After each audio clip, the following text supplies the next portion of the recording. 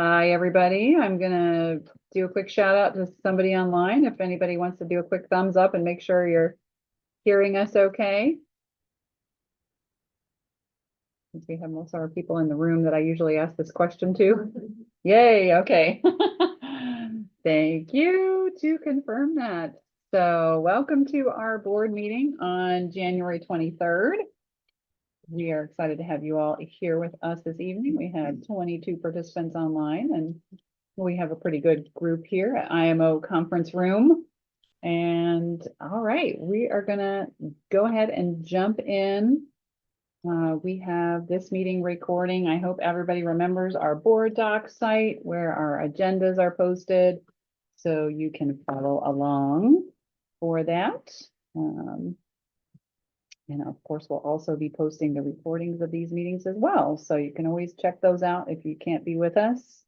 So please do take a look at that. And so we are called to order here, 6:33. All right. All board members present, mechanical, great. Okay, so our agenda tonight, we of course will start with our public comment period as we always do. And we'll review the guidelines for that. We do have, we're going to go back for our minutes and just approve the December 12th minutes. And then just we can quickly acknowledge that we held interviews for our board candidates last Tuesday, the 16th, and there are working session minutes that are now also already available on the 2024 committees folder. So that's already out there. And we conducted a pre-working session as well to debrief our feedback on the candidates just prior to this meeting. So those meeting notes will be added soon as well. So then we can discuss and vote with regards to adding new board member, plural maybe, or board member. So we will do that vote tonight. We are also then going to head on to our administration team report. I updated the agenda item because it said principals report, but really you all are a wonderful team and you always share your updates together. So Heather Clay, Kathy Talbot, and Jared Stewart, our magical administration team, will be updating us this evening. And then we will deep dive into some data, right? We'll have some data to share with regards to school performance, the mid-year check-in, kind of see how we're doing, talking of course about those big rocks that we always have for our goals this year. So we'll hear a little bit about the progress there and discuss that. We have our brand new treasurer to give us a finance update tonight. So AJ is on the agenda now, and that means we have a goodbye to say tonight to Philip Galena, but we won't start that yet. But we will do that. So PTO update from Sarah, of course, and committees as well. Any progress there that we'd like to share, anything on our goals? And that's it, unless Stacy has words of wisdom for us at the end of the meeting. So sound like a plan? Okay. Great. So we are going to head into public comment period. The guidelines for public comment are posted and available on board docs. You can share for up to 3 minutes if you have something you would like to share with the board. So easiest way is to probably just type your name into the chat. And you can do a hand raise.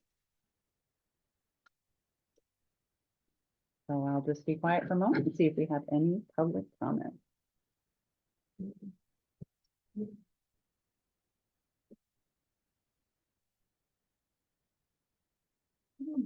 The man said that our the passcode somewhere on our website said IMO 2023. Oh, I need to update it. But okay, it's on 2024. here, Yeah. so I was looking, but I can't see it. Oh, okay. Yeah, it's 2020. I did update it for this year. Okay. Is it on the Google Calendar? Okay, I'll go back and change that.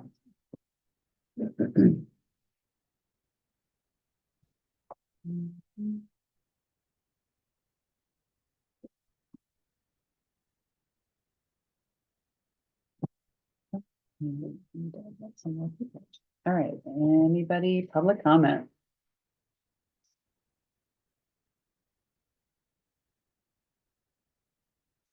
You have a link in the front of it. Is where- That's where it needs to be updated, okay. I'll do that as we talk for a second, so. Okay, we are gonna call that done then with public comment tonight, and we will move along.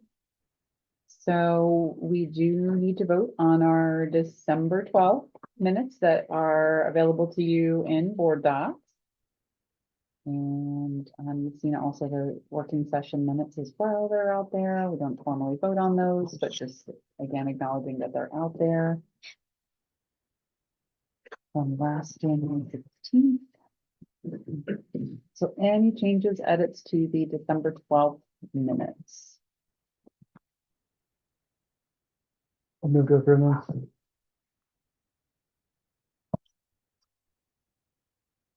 I would second that. All in favor of approving? Aye. Any opposed? So moved. Okay. That was an easy one. Thank you very much. All right. So we had our board candidate interviews last Tuesday and talked a bit about those. So now is our discussion time before we want to vote with regards to, we have two candidates. We have Kate George. Hi, Kate. Stay with us tonight. And we have Scott Farber. And did our reference checks on them. So that's all complete, which is great. Both of them very positive on the references. So that was really the last step following the interviews. So that has all been taken care of. So it's really up to us to discuss what we would like to do.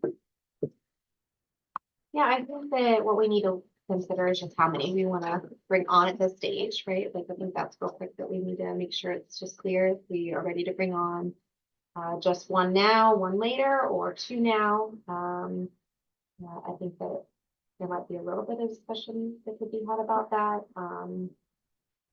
Obviously, Philip is finishing Benito tonight, and Kristen will be here through the school year.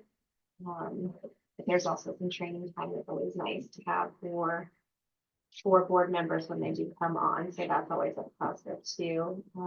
Outside of just, of course, the training that we do through Edith Bush and that kind of thing.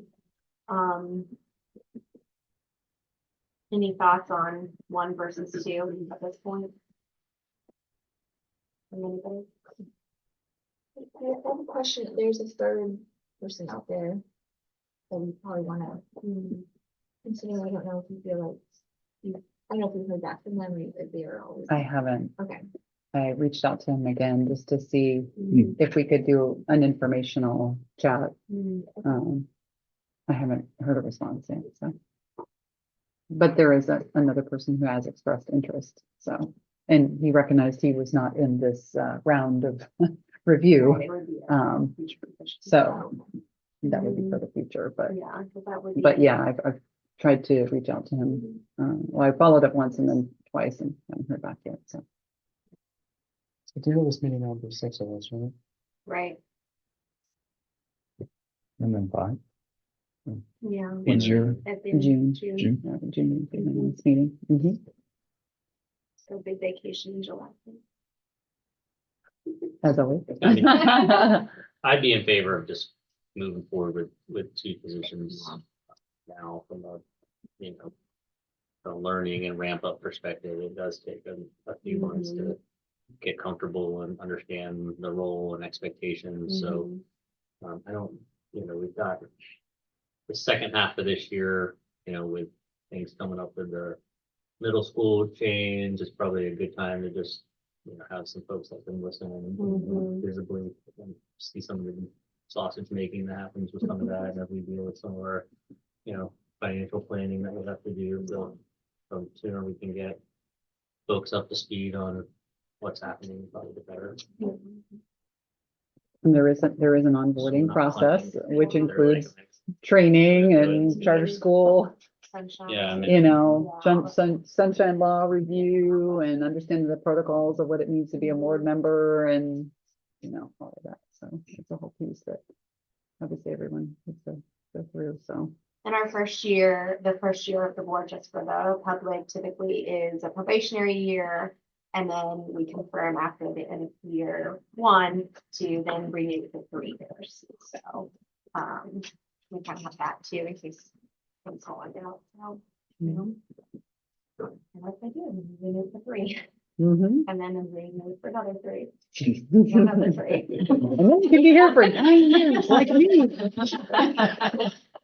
See? And yes, other people who are out there and who are hearing this, again, this is our round right now of selection, but you can always reach out with interest. And I will be happy to inform you of the process and we will move through that process. So this does not mean if we vote tonight that we are no longer searching. We're always open to talk with people and begin the process whenever people are ready to start talking about. Please don't hesitate to reach out, even after this evening. Well, I think that we would need a motion for each individual candidate. So if I have anyone who wants to make an individual motion, then we can vote on this.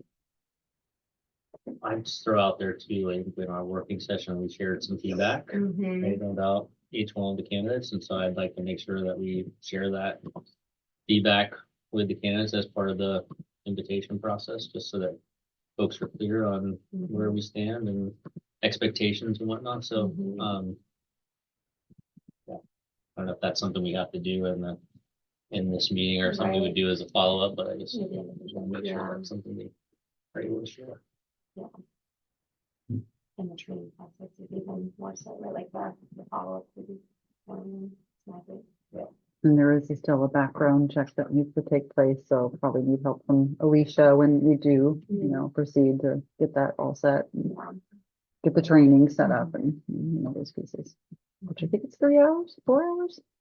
It's a healthy chunk of time. Yeah. And then the renewal. A lot of it's good information. though. It's very robust. Not Yeah. stuff you would It's- typically know, Right. Yeah. unless you're Kevin. Yeah. That's true.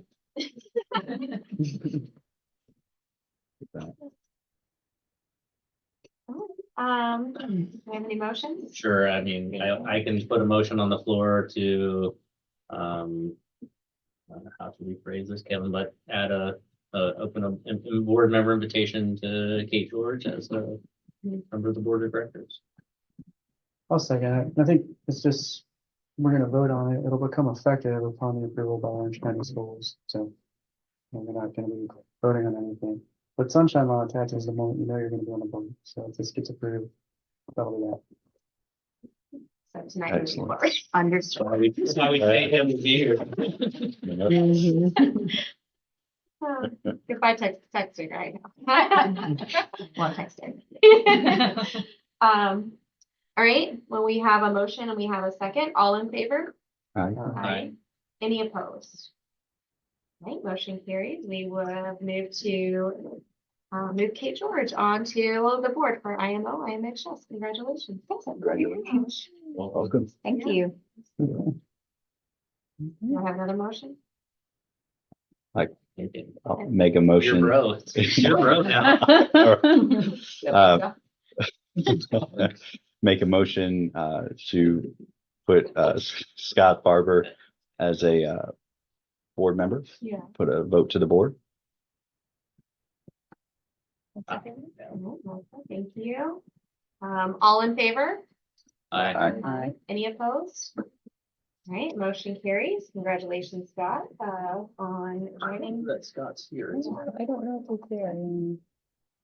It's not full on my screen here, so.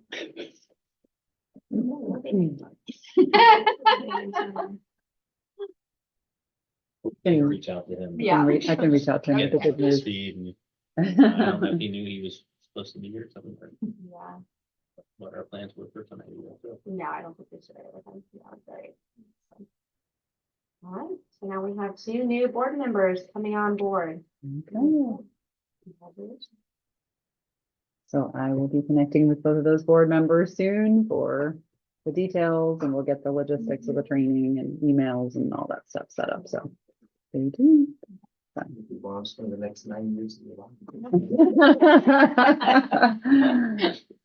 Awesome, okay. Stephen will be reaching out shortly with any information. Be prepared. Okay, and who's Don't do it tonight, Stephen. Who's second? Sleep, relax. I know you're on there. Oh, we have to go through the OCT. Yes, yes. Well, he's a go-getter though. I know, Andy. Don't have it waiting. Mhm. All right, we are good with that, and so ready to head over to our administration team report. Okay, so we'll start with operational, just a little recap from last week's meeting. I am working on finalizing the 5-year enrollment numbers, how we discussed, growing the program, but yet trying to have the stability where we're not just always adding new students. I did leave so I spoke with the fire inspector, and he was going to call around about, like final numbers.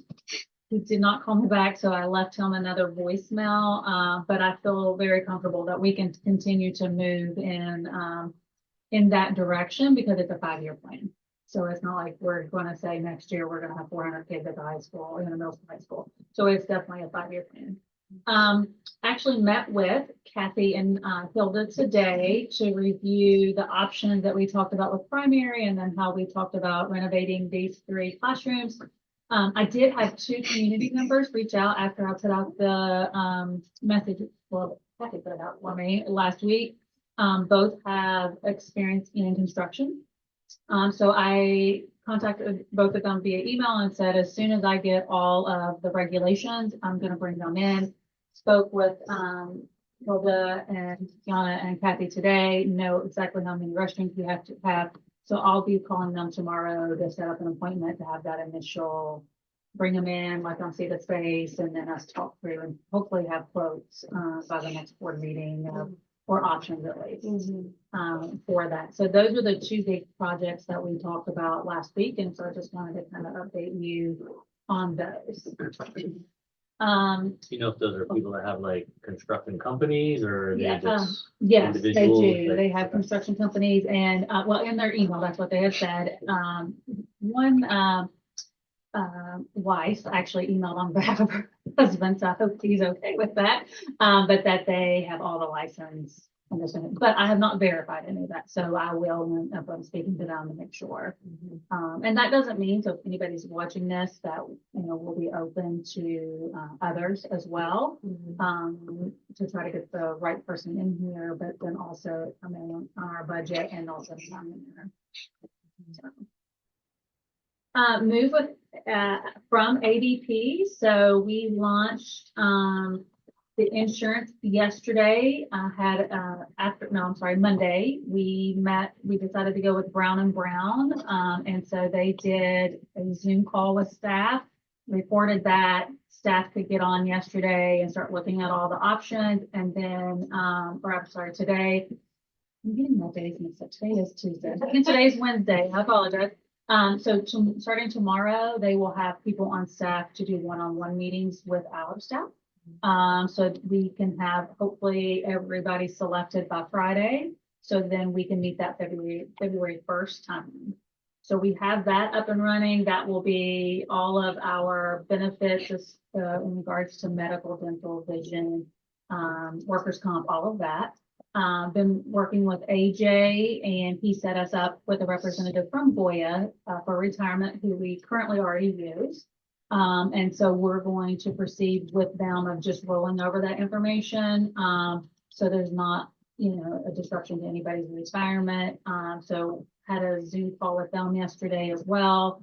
And then AJ verified the paperwork for me. So I'll get that signed and get that sent over. So that one takes, they indicated about 5 to 6 weeks, but they gave us an option of how to hold that retirement money out of the paycheck for the 15th of February and what to do in that process. So I feel comfortable with that. Building Hope / Paylocity. So they are going to read to each other. So we signed with Paylocity, but Building Hope is a key player in that. We've been onboarding with them for all of our payroll and like the human resource side of things. And so Alicia and Lily have been extremely busy pulling all of the reports. I have spoken with ADP and they just responded today with what we need to do logistically to ensure we save all of that data. So lots of moving parts with that, but in the end, the projection is to save total after retirement, all of that stuff, right around $180,000 a year. So that's what we're coming in at. We will have to pay ADP that remainder of our contract. I'm hoping that we can still just do that month by month. But I'm sure they'll let us know for sure, but no matter what, it'll be around 40-some thousand. But at the end of the day, to me, that's still worth it if I'm saving 180,000. So hopefully, I know it's going to be a little. 180 with the 40,000 that we're still paying, and so No. does that go up next year, or they just, would we really save 140 this year and We'll save 100. 180 going Yeah, forward? yeah, 180 going forward. Now, with that said, I know insurance costs every year go up a little bit, so I know it'll be tweaked a little, but those are things that we were already doing with ADP as well. The insurance would go up and those things. You're saving 180,000 a year, you won't save all that this year. Yeah. because you'll get Right, less. right, yeah, it'll be half a year, yeah, so I think it's in the right direction, and I like that it's going to be streamlined, that we're gonna really streamline our back office, that they're not running 15 different spreadsheets. It'll be one employee navigator that they can run all of the reports from, but then we also have those second set of eyes on those to ensure that we're meeting all of the federal laws and work, all of that stuff. So I'm really excited about that once we can get it up and running and smooth that out. So that's where we are with ADP. So on the building side of things, I met with Tito. He actually, we just got a second quote in today from another pest company. Didn't really have one person put a pest company they use, so that was the feedback. But didn't really have anybody that on that email that I sent out that said they know anybody personally. But this quote was $700 cheaper than our other quote. And so going to get more details. I know he met with them, get more details from him, and then start kind of background checking, reference checking to ensure that they're a good company. And so I think we're in the right direction of just starting to truly bid out some of these companies instead of just what we've always used. Because I do think, not saying this always, but sometimes they take advantage that we're a school and they just think. Or repeat customers. Right. Give good relationship. Right.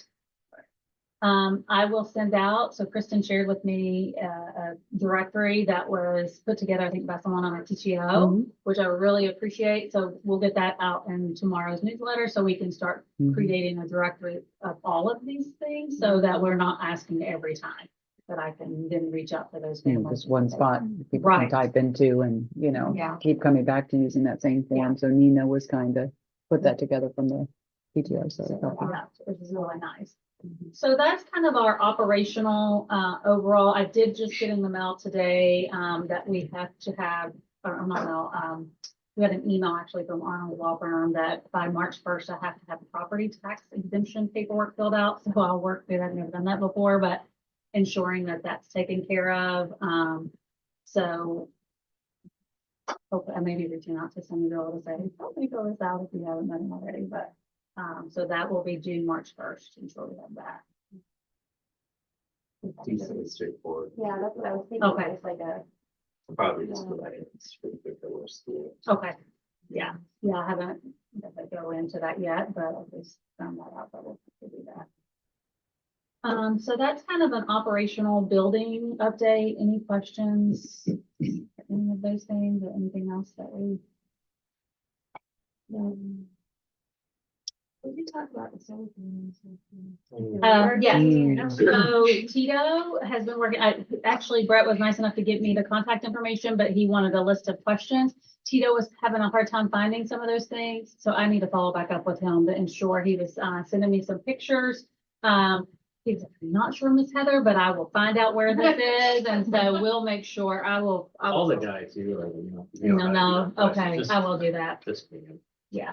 He's mad about the Domino's pizza thing, but Okay. Oh, no. Yeah, have smartphones. I know. Sure enough, after you sent your email out the other day, I get a text message from him about, why he's not, why he, after all the things he's done for her life, you don't need to give pizza.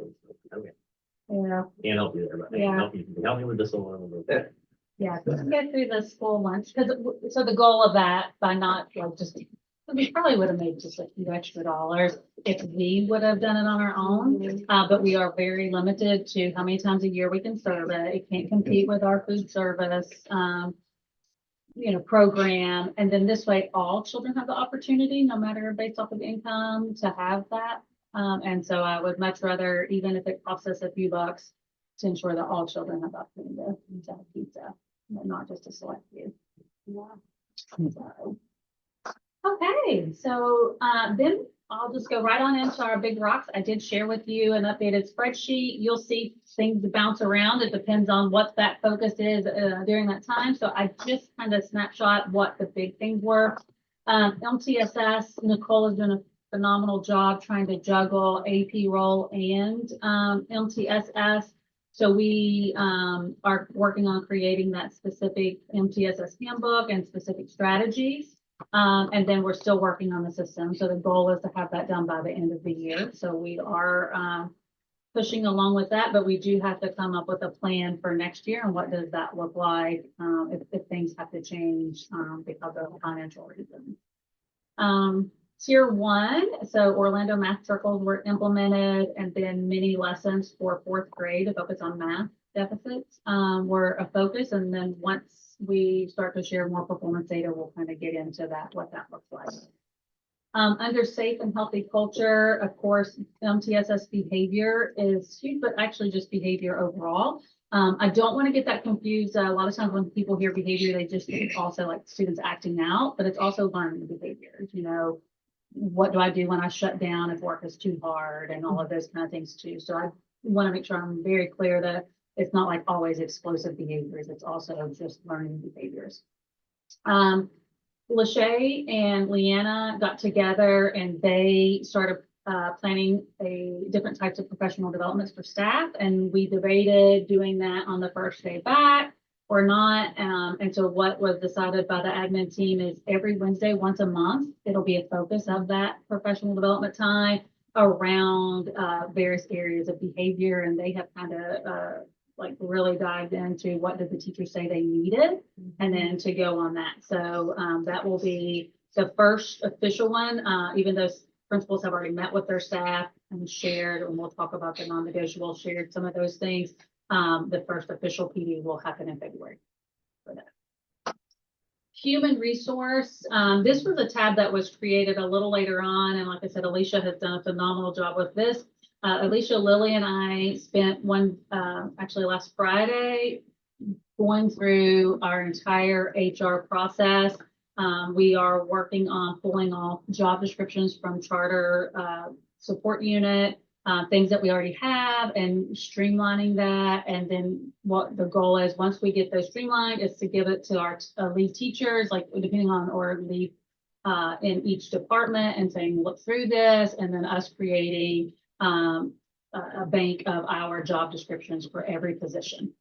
Then to follow up on that are contracts that will have all of the important information that needs to be in there. And so when teachers or any staff member leaves at the end of the year, if they are asked back, then they would know all of their salary potential information except for the highly effective because we don't know that usually until October. But they will have that in their hands. So again, I want that in place prior to the staff leaving. So we're working through that, and we have our next meeting in February. And then, like I said, we'll start distributing that. In a meeting that I had yesterday as well with Dana from Building Hope, she also gave me some more resources for that. And there's like an employee calculator that kind of helps streamline all that, because as you know, like certified teachers, they have their base salary, but then if you have a degree, it's this, and then if you get highly effective not, your COLA. So it's all right there. So I can plug in that information, and then so we're not doing double work. So that's what we're working on, human resources. Communication, the parent education, Upper L is going to host a parent education night on February the 8th. I also forgot to put on here, but I'm going to start hosting in February the donuts with the director I've got to figure out a space at IMO to do that. I may have to have both of those at the high school if I can't find a space, but limit it to about 20 parents or community members and meet with them, and then 20 more just to kind of get to know them and they get to know me, and then any questions that way. The website, Stephen got that in mobile view, so it is up and running. I know he's working now on, the high school has a separate site. We did not want to change all of that right now, but how do we merge those so it's just one site? And then the merge of middle school and high school, we collected questions from the parents. And then Jared, along with some team members, created a presentation. And so we'll have our first parent nights occurring in February. So we'll get that out to the community parents, and it's just going to cover the basics. So we're going to start small, just getting, people into the building, knowing those important things, safety, lunch, those kind of things. And then as the year progresses, we'll get into more detail when we know our staffing, class size, all of that kind of stuff. So that's kind of our big rocks in a nutshell. I know it's, like I said, it's just kind of condensed. I didn't go over everything, but those are the things that we're working on now that we talked about at the beginning of the year. On those parent nights in February, that will be for middle school only parents. It'll be for a secondary one, so that'll be any of the rising 7th, 8th, or 9th graders. So anyone who will be new to our building next year, those will be our target audience for that, those sessions. And is there any part of that? I know it's like a, just the basic pieces that you're trying to cover, but when you think of parents who are making the decision right now, whether this is the place for their kiddo or if they are needing a different experience, is there any part of those conversations that's going to be like, kind of like a bullet list, what you get here, like, yes, we are going to have dual enrollment, yes, you are going to have your incubator focus. Like, is there any way of including just that piece to help families make the best decision possible for their kids, to make sure that this is what they want to do, right? Like, because I feel like that is an important process to say, yes, this is exactly what my kiddo needs. You're stepping in.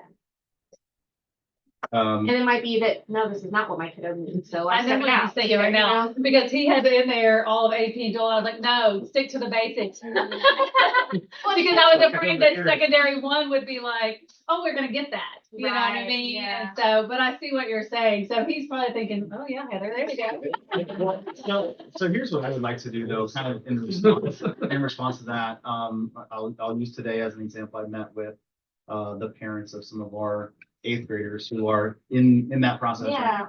trying to determine, is IVHS the best place for their rising 9th graders? What are some of those things that we can offer? I feel like those conversations, particularly when someone is kind of on the fence, are better either in a phone conversation, a Zoom call, or face-to-face conversation with me, because that allows for whatever questions they have, me to be able to address those questions. And I know that kind of is taking up more of my time. There will be some time for Q&A at the end of those presentations. So some of those questions can be asked and answered then. It's not going to be, hey, sit through this presentation and then we'll see. So there is going to be an opportunity for interaction and some questions and answers. Maybe it's just a brochure then, right? Like maybe it's just like a brochure Something you have on for the what we website. have, for what we offer here, access to admin. These is even something you have on the Right? website that you Yeah. can about us, like for the external public that people are considering, but also that can be used as a bit of marketing for Community built, internal. community-based classrooms where your peers, right? Like there's a lot of positive pieces that I think that's how we need to showcase that piece. And I think that, for a lot of families that maybe are on the fence with this, that when we do with this, that it would solidify, yeah, this is great where we need to be. This is a good spot for my kiddo. So. And we talked today about, we have a couple of seniors who, one has an experience of a 7th through 12th and then mid-tier. So maybe doing some type of video or presentation. And then also a senior who has been since, 3 to 4 year olds. And what is that experience? So looking at that PR piece. Yeah. And even quotes, right? Yeah. Like you're throwing quotes from that into those brochures and things like that too. Right. Yeah, so we actually talked about that today, and how can we get that out and maybe video and put them on the website, like, hey, this is this is what you get coming here. Because I think even not just the middle school, high school, but overall, we've got to ramp up our PR. Yeah. And all of the great things that are happening. So Yeah. that is something. I like that. I'm sure. I'm sure some of the families of younger kids, myself included, would like to see the FAQ as well, just to be able to. Yeah. see it right in touch. Yeah, absolutely. Any other questions? So I know there's a couple meetings coming up in February and then there would be more meetings each month. So there's 2 coming up in February. And it may not always be, so we'll definitely have another meeting, but like say Right. March may be more of the informational brochure, videos. That's kind Right. of our thought is Okay. to start and keep promoting it. And then as we get closer, then we can get into those very detailed, this is exactly how you're going to go through the car rider line. This is what you're going to do. You know, we have very basic here. Mhm. Jared did add things about the plans of development and all about Montessori at the secondary level to share with parents. So they kind of have that already is in that slide, but more of the specifics. Yeah, so there would be a cadence of something happening Yes. each month of getting Yes. some type of information out with more and more depth as we go along. What I found as I went through and I took 24 responses from the Mm. community with Mhm. questions. A lot of them were logistics questions. So what came up commonly was, you know, what's going to be the dress code? How's lunch going to work? How are this Phones, cell yeah. phones, Yeah. devices? Smartwatch. How are the students going to be separated? What does supervision look like? What are the restrooms like? Like a lot of the just Mhm. kind of logistics type of things that we've been able to capture, the majority of Mhm. those in this first presentation. Oh, And okay. then we can get into that in Mhm. greater detail. This particular presentation is going to target the secondary 1 students. But we also need to share information with our secondary 2 families of what they can expect when we now have some younger students on campus. Mhm. We've got 2 additional grade levels of younger students. Now, what will that look like for our upperclassmen, for our secondary 2 students? So we want to have opportunities for that information to be shared. And there be some, time for discussion and Q&A around those things as well. Mhm. So that will be part of as we move through the coming months, it will take time to schedule an opportunity for that discussion. And then as we get closer and closer, just like what Heather was saying, there will be greater detail shared once those specifics are established, once they're worked out. Can we start marketing this or communicating this as a 7 through 12 program now, not your IMHS and an IMO of K through 8? Like, would you start to share, like, reshape this as either 7 through 12, or now there's middle school and high school, it's 2 separate? Like, because I'm sure those kids are going to want to know, like, what's my identity? Am I a middle schooler here? Am I part of the state high school now? Like, where do I fit into this world?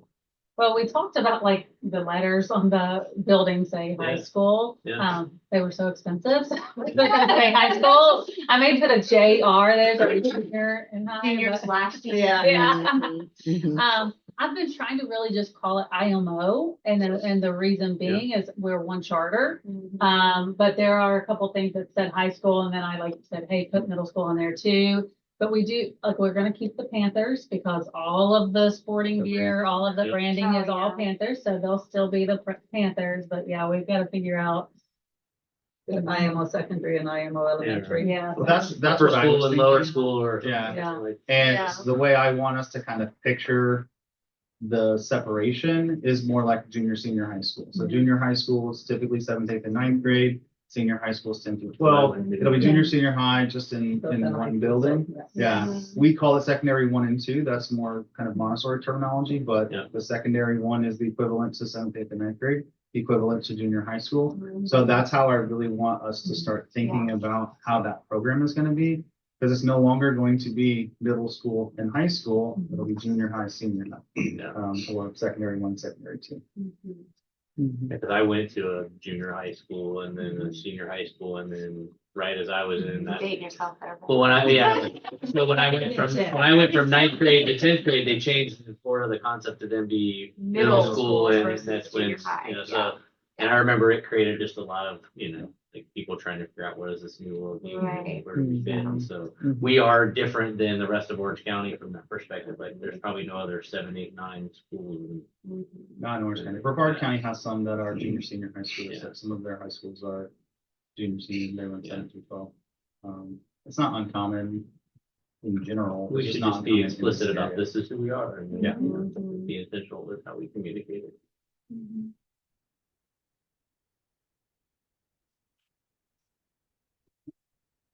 Any other questions? All right, so we will get started into actual data. So I have asked the principals to put some things together, be able to share a little bit and some next steps. So you all can decide who wants to go My first. favorite city. Yeah. Yeah. I did want to share that the MLK, Dr. Arnold Oh, Jr. yeah. was so wonderful, and their dues to PTO and Nicole Mantle-Walls for encouraging us to participate at the marching end of things. It was very sweet, and people were very receptive to all the IMO people walking. I was reminded of when we did the hugathon. Yeah. Yeah. With people. Free hugs. But anyway, it was really lovely and warm, lovely event. And then the show choir, Angela, and the show choir parents and kids put that all together very quickly and did 2 lovely songs at the West Oaks Mall afterwards. And we got lots of love from the people on that big podium, including a prior board member, gave us lots of love. So IMO got huge shout outs, and the kids really enjoyed themselves and they did a great job. They sang with True Colors and Let Campbell for so thanks everyone for that. I got to go to Nature's Classroom Institute and visit the 6th graders a couple of weeks ago when they were on their 2-night over field trip, and it was so wonderful. Like, what an amazing experience for the kids. I was so excited that, I've heard about it for years and I've never been, but just to see. You haven't been I've before. never been, no. Yeah. So just the level of enthusiasm and excitement that the kids had, just fun. running around in nature and being disconnected from their phones and being excited about leaves they were finding and fruit they were picking off trees, and it was lovely. So that's wonderful, and we already have Kamani and Julie and Anna and Opera already signing for dates for next year for our 6th grade group. So I love that. So I stay for lunch, and at the end, what they do at every meal, I think they told me they had 7 meals there. The first meal, at the end of the meal, they announced they're going to weigh all the food waste. So they weigh all the food waste, and it was like in excess of 10 pounds, I think. And then they discuss ORT and the impacts of ORT. I learned a word, which is food waste. Everyone knew that? I did not know that. It sounded like something from Lord of the Rings. Yeah. And they measure again. So they say, okay, next meal, guys, you have to be very mindful about food waste. And they were, and they got it down another couple of pounds. And like the level of competition about like that. Like, if you want to eat that, someone eat that. Oh, I haven't started that in my house. Price comes down to a couple pounds, but the kids all go. Extra pound or 2 heavier. Yeah, exactly. Old school, clean your plate, have your Yeah. plate, Yeah, right? we're during that time and we Yeah. absolutely do. But so it was really wonderful. They did great with that. I really enjoyed that, and all their chaplains were fabulous. We're on track for having all our classes full for survey 3 FTE, which is great news. PM2 is done, makeups are done, and access testing is not the testing we are living with at the moment for our English language learner students. So that is going on currently. So that's sort of the general overview, and then the data sheets I showed you, I just sort of hung out with progress monitoring 2 data. And before I launch into the actual spreadsheets, guys, you will indulge me? You know what's coming, Thank you. And testing data, important, I know, because we are a school and we are a public school, and it's important that we turn out decent test scores. I do just want to say, though, that every time we talk about test data, it's important to understand that in an environment that all our other schools are going oranges, we planted an apple orchard, okay? And we have hired people who work in apple orchards with apples. And so at the end of the day, that our only comparison is the juice that comes out of the fruit when we squeeze it, being the test scores isn't necessarily there and level. And there are things that we do in our classrooms all day long that don't support greater test scores, and those are intentional. We spend an awful lot of time with students and social and emotional care. We teach curriculum way in advance of anything that's tested on standards. The question, is that going to be on the test, doesn't arise at that school because a large proportion of what the children are taught is never going to show up on any test, but we keep teaching it. So if our goal truly is great test scores, we narrow our curriculum. We do all the things, like I was speaking with Laura the other day, and they were saying it's hard to hear the constant discussion around test scores with a sort of a deficit attitude. When we know as teachers and experienced teachers that there's so much we could be doing to pick up those test scores. But that just gets us into a traditional model school. We can be doing drill and kill, we can narrow the curriculum, and we can just be all into the memorization and regurgitation in the short term and not about the long-term learning and not teaching the children the great cosmic lessons and all those things. And then we can turn out great test scores. So I did just want to preface the data drive with that little warning, because we do a disservice to our school and what we do here in helping to create children who know their own strengths and weaknesses, and who love to learn and who are excited about their own learning, and then go, oh, but test scores. Okay, so that's my little rant. I will tell you, I did go back and look over some of the research on public Montessori about Angeline Lillard, and there was an article in 2021 that said that Montessori schools can perform on par with or even better than traditional schools around test scores. But what they pulled out, which was really interesting, math scores, not so much. And they also identified that there's a wave in how those scores hit. And I actually looked through this PM2 data and I can see somewhat of a correlation. So that our third graders are, math is not going to be good for them, but by the time they get to 8th grade, things are doing better. So we just have to be mindful of taking a longer view of the span of the learning and the test scores, because we're not hitting, there's a misalignment of it's not linear how we present curriculum in a Montessori classroom, where it's quite linear in a more conventional classroom and very, very standards aligned. And whereas we tend to go, you've heard me say before, stronger in geometry and lower elementary, and then not so much in upper elementary, which can hit us in the math scores. So I am committed, though, because I know it's a focus, to building up our test scores, but to do it in a way that is truly Montessori. And it's going to be it's a slow process. There's no quick fix. I can do a quick fix tomorrow by saying, okay, guys, worksheets, drill and kill, and pep rallies for testing, but we're not going to do that. But what I do want to do is dig into our best standards and our programmatic delivery of lessons, or how we've aligned our scope and sequence with the standards, to see how we can best flesh out and give the children access to more of that content without losing any of the Montessori stuff. Another disadvantage for us, obviously, is that the children are working even into upper elementary with materials, whereas children in a conventional classroom are, for the most part, iReady for at least 20 minutes a day, doing lessons on a computer. Most of our children, primary and lower elementary especially, they are rarely on a computer. So we have identified that we need to change up our testing devices for primary, and I think that will certainly help. We actually had one teacher who reached out to us, Shreen in Picasso class, who had the experience of having a desktop for one set of testing and then an iPad for another tester, and just said the test scores were dramatically different. So I think that's going to help. So Heather and Stephen have worked with Lily to make sure that we get iPads. We're going to move the first batch into lower L or to primary for testing first, and up into lower L next. So I think that those will help, because we know they know how to use the screen, but not so much the mouse on the touchpad, So I think that will help.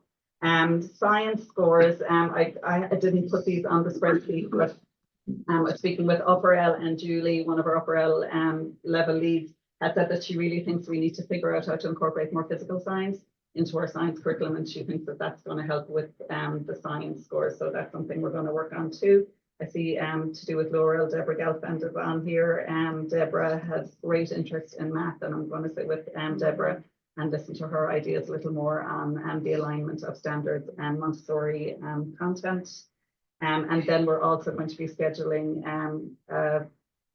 we've been talking about this for years, but Eileen Costello took the bull by the horns and actually made everyone commit to calendar invites for vertical observations. Because one of the things that we're seeing is sort of a drop off between kindergarten and first grade, not just in testing, because that's fully understandable. To my way of thinking, you take kids who are testing in kindergarten.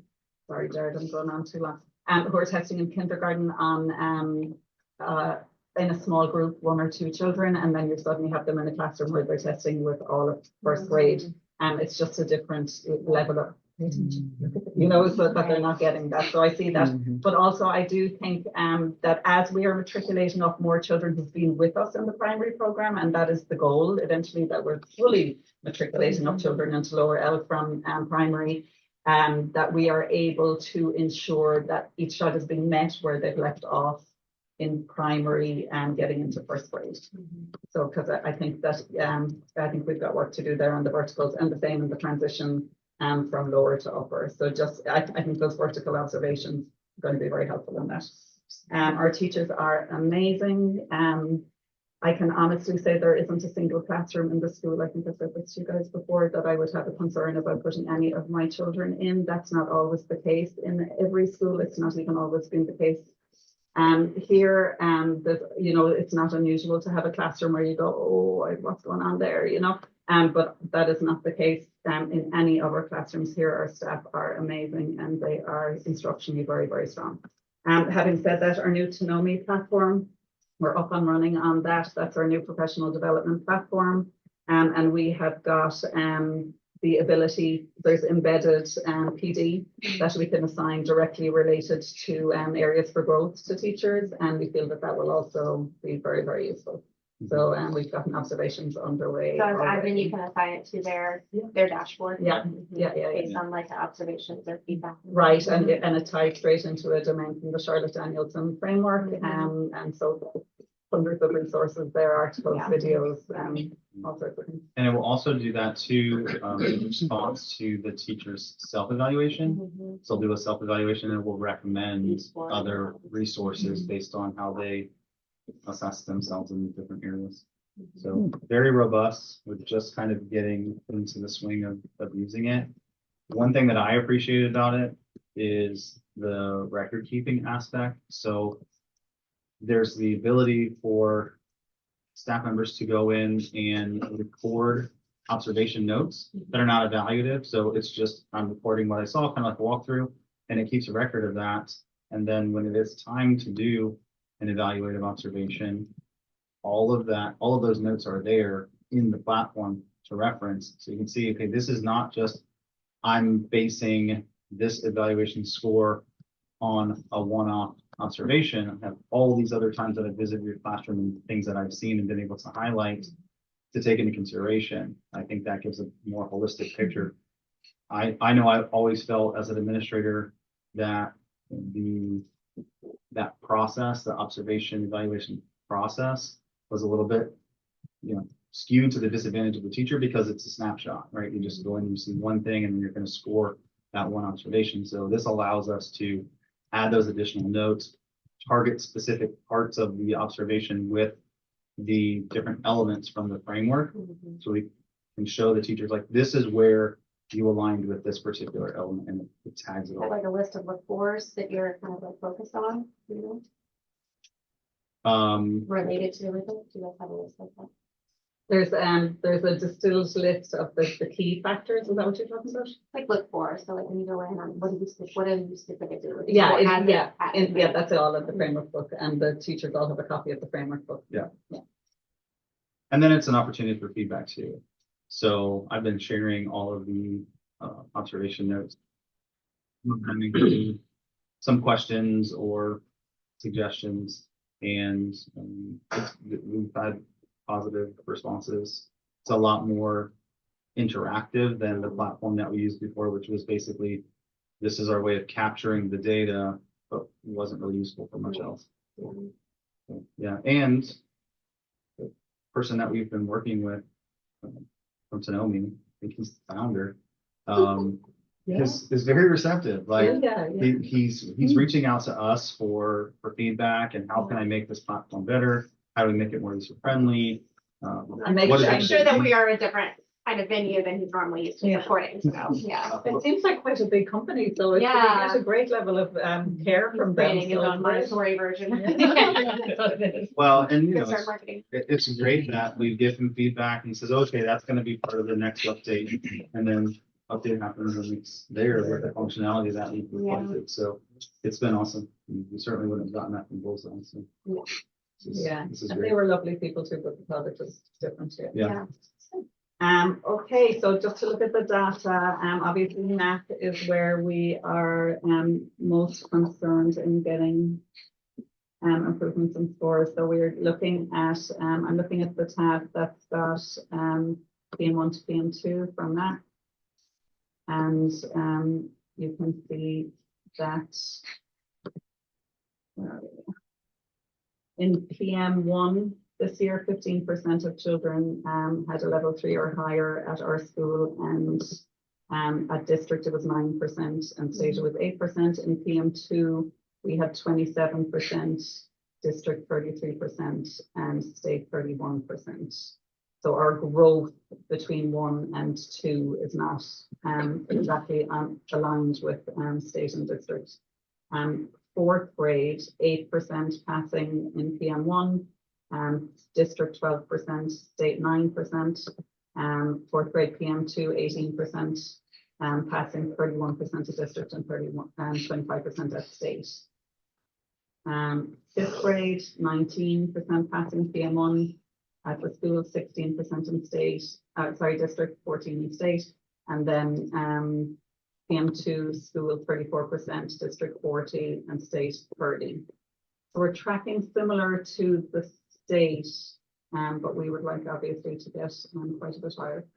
Sixth grade, 22% passing in PM1 for us and 28 in PM2. District was 23 PM1, 39 PM2, and state was 20 PM1 and 36 PM2. And so I just put a little growth comparison along the side there, so you can see how we're doing. Just remind me like the way these work too, right? There's from progress monitoring one is really testing at like End of year. what the end of the year Mhm. film should be based on. So there's always expected to be that natural growth between, because as you're teaching the curriculum throughout the first and second semesters, the kids are learning those things. So that's why PM2 for district and state shows that growth and Right, okay. yeah, And exactly right. then there's PM3. PM3 then will be the sum of the Same. tests, so that's sort of the equivalent of FSA Right. as used It's to just be. 3, right? Three, yeah. Yeah, and that'll be in May. Yeah. In good news, if you go onto the ELA PM1 to PM2 tab. So last year, remember like our jaw all dropped when we saw that our ELA scores weren't good, because our ELA scores have always been good. And thankfully we seem to have rebound, which is great. So third grade ELA PM1 was 47% for us and 61% for PM2, whereas district was 26 and 41 and state was 24 and 40. So we had similar growth in and around the 14 to 16%, but definitely doing well in ELA there with 47% passing on PM1 is pretty darn good. Then in fourth grade, 30% for PM1 ELA, 35% for PM2. District was 30% and went up to 45 in PM2. State was 29% and then up to 41 in PM2. So we had only 5% growth there compared to district at 15 and state at 12. So I've highlighted that to have a look in there. I think I did see on another chart where I did some tracking that third grade group were testing quite low and that have matriculated into fourth grade. So we need to see what's going on. Fifth grade, PM1 for us, 48% passing, PM2 with 61% passing, district had 34% in PM1 and 47 in PM2, 31 in state and 44 in state for PM2. So tracking again about the same level of growth, starting strong. And then sixth grade, 66%, only 1% growth there, but you will also see we went from 66 to 67% passing between PM1 and PM2. District also only grew 2% there, and state grew 5%. So interesting. And then if you just want to pop onto the progression tabs, you can see what I was saying, where I have tracked PM2 from 22-23 to 23-24. And you can see I just highlighted those test scores where you can see that 30% of that 30% tracks down for passing for PM2 for the school, for those third graders last year who are now fourth graders at 35%. So that third grade group made a growth of 5% in their PM2 scores that year. It's still not a great score, but we're making a little growth. Fourth grade then went from 61 to 61. They stayed on par with where they were last year, and fifth year now. Am I making sense? And everyone looking at the spreadsheet, I'm sure it's making sense. Anyone listening online is probably going, what is she talking about? Yeah. Yeah, sorry. So our fourth grade group at PM2 last year scored 61% passing. And that same group of kids in fifth grade now also scored 61% passing at PM2 for math. And then our fifth grade last year PM2 group, I'm sorry, I'm looking at ELA, 34%. And they went up to 67% in ELA in sixth grade, so they had a 33% progression.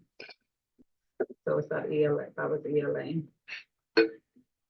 So generally speaking, you've got trends, right? Yeah. I'm trying. Definitely have some trends. Yeah. And MTSS is going to help with that. A bit of a fly in the ointment with the shifting positions and Nicole stepping in. Thank God for Nicole. To take over the MTSS coaching role, because that is where the work goes into those struggling children. And we have Shana and Miss Cindy working with our MTSS children and doing really great work, seeing a high number of children to get that those gaps closed with the ESE. What, just looking at the numbers there and kind of in comparison with the state and the district, our level 5 seems to be a lot lower across the board in math and language altogether. So what kind of things are we looking at for those kiddos who are forced and making them? So I would still say, if I'm looking at the PM2 to PM2 22 to 23 spreadsheet, our level 5s are really quite close, with the exception of sixth grade. Like there's like a percentage here or there, you know. For ELA, PM1 to PM2? I'm on math right now. Okay, math. So PM1 I to have good news PM2? to share about math, we'll share it. Yeah, if you look at the level 5s on any of those, yeah, PM2, 22, 23 to 23, 24. So if you look at the level 5s, there's much of a muchness there in the spans. Yeah. There. But so then we can go to ELA. I was looking from PM1 to PM2, I think Gotcha. more so, like the comparison of the growth. Oh, But, gotcha. You're looking at this year's data, not The the growth. not the tab Yeah. she's got with And then 22. specifically the last year to this year. ELA, right, where we should really have some rock stars. Yeah. We should not be getting beaten by this. Like, that's my feeling, right? Like, where there should be some more, especially with the ELA piece there. We should have some higher level 5s coming out of the program. Yeah.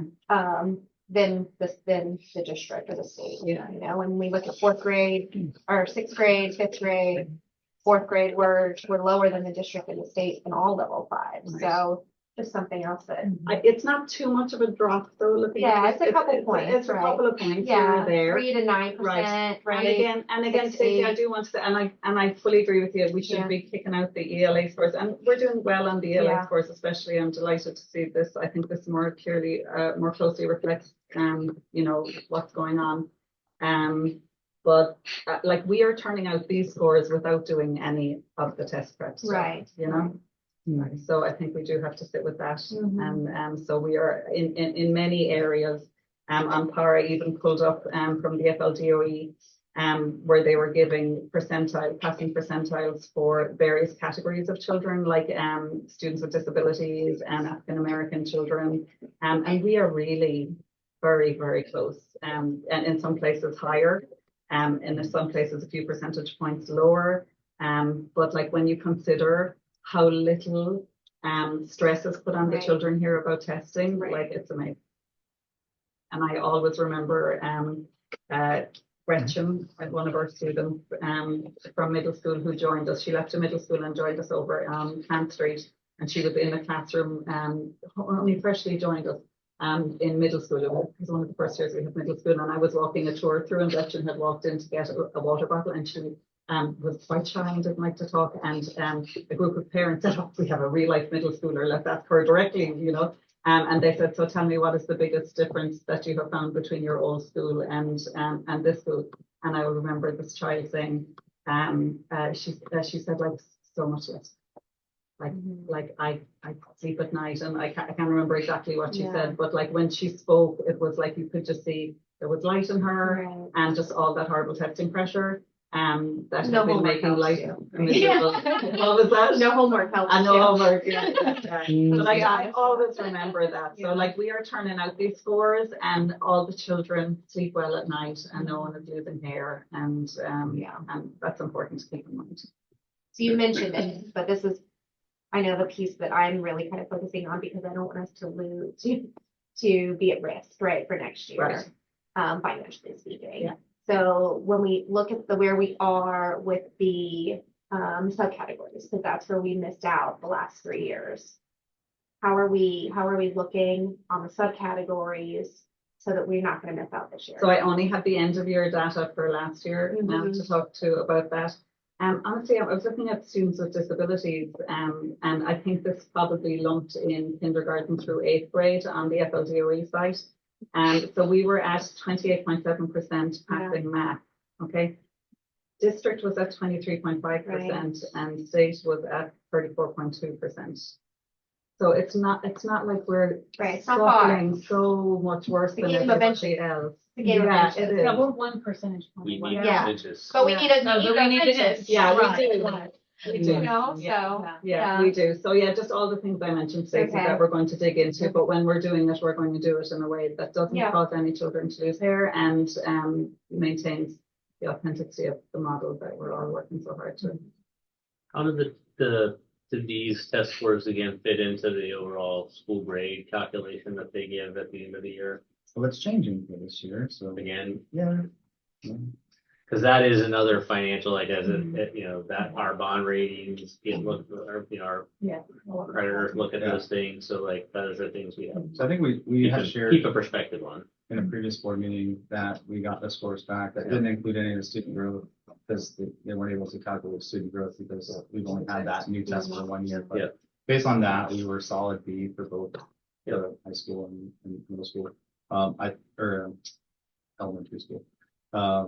This year, they're adding a component of their grade proficiency. So that is like a standalone category now, where that. I was gonna say, third That's grade what is I'm- our stronger. Well, no, I mean, Oh, third okay. grade is looking better than the fourth Yeah. grade, Yeah. actually, Yeah. so. Yeah. Yeah.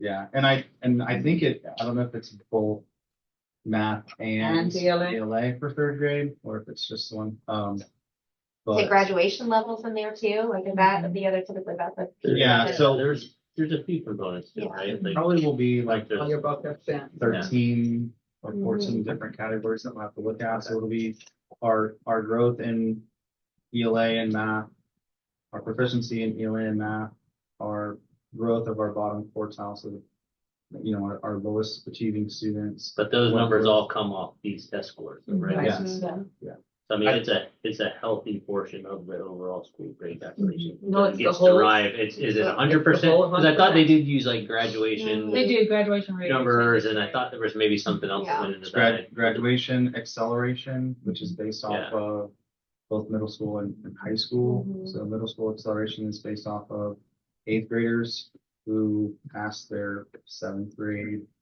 and of course for math. Yeah. So that's how they determine that. So basically any 7th grader who passed their math FAST is expected to go into algebra. And so they are kind of in the denominator for acceleration for middle school. For high school students that have taken and passed an AP course, a CTV course that has the accompanying industry certification, so they got to do the certification side. And In we addition don't to- have that as an option, so No. we're not getting any. And then we, points on that. yeah, so we do course acceleration for AP. We have quite a few students that are taking AP and passing AP courses and the exam.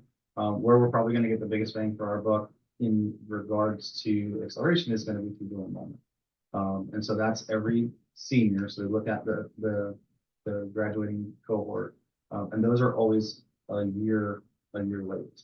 So our acceleration that's going to be calculated for the end of this school year is going to be based off of last year's We graduating didn't have class. any last year dual enrollment, right? We have started that this enrollment, year. that'll just be our Yeah. kids who did So, AP. But do you, is It'll it be based on really, the 16 seniors that we graduated last year. is it really 100% of the calculation comes from this data, or is it like 90? Either way, it's still fair. It's the all vast test majority, related, right? basically. Yeah, There's- everything is- Yeah, there's, And Yeah. then that's just where we have to balance. I mean, to your Yeah. point, Kathy, like totally, you've given that speech a number of times. And I love hearing it every time I heard it. But we have a game we play a bit here. We in did, we terms jumped of- through the fiery hoops, yeah. We've got to make sure that we can still not get burned when we Yeah. don't do the fire. Yeah, Mm, absolutely. where those stakes I'm get assuming higher. you- So we guys can are continue keeping to that- do what we do. I'm and assuming you guys provide are keeping us that in the forefront of your Right, like that's. planning so that we make at least enough investments in the places we do to keep us in the categories we need to be in for funding and school grades and things like that. Absolutely, yeah, we can never just go, we don't care at all about Right. Yeah. our scores, you know, yeah. Kathy and I had a conversation today that we're still an academic institution that's still bound by state laws. Yep.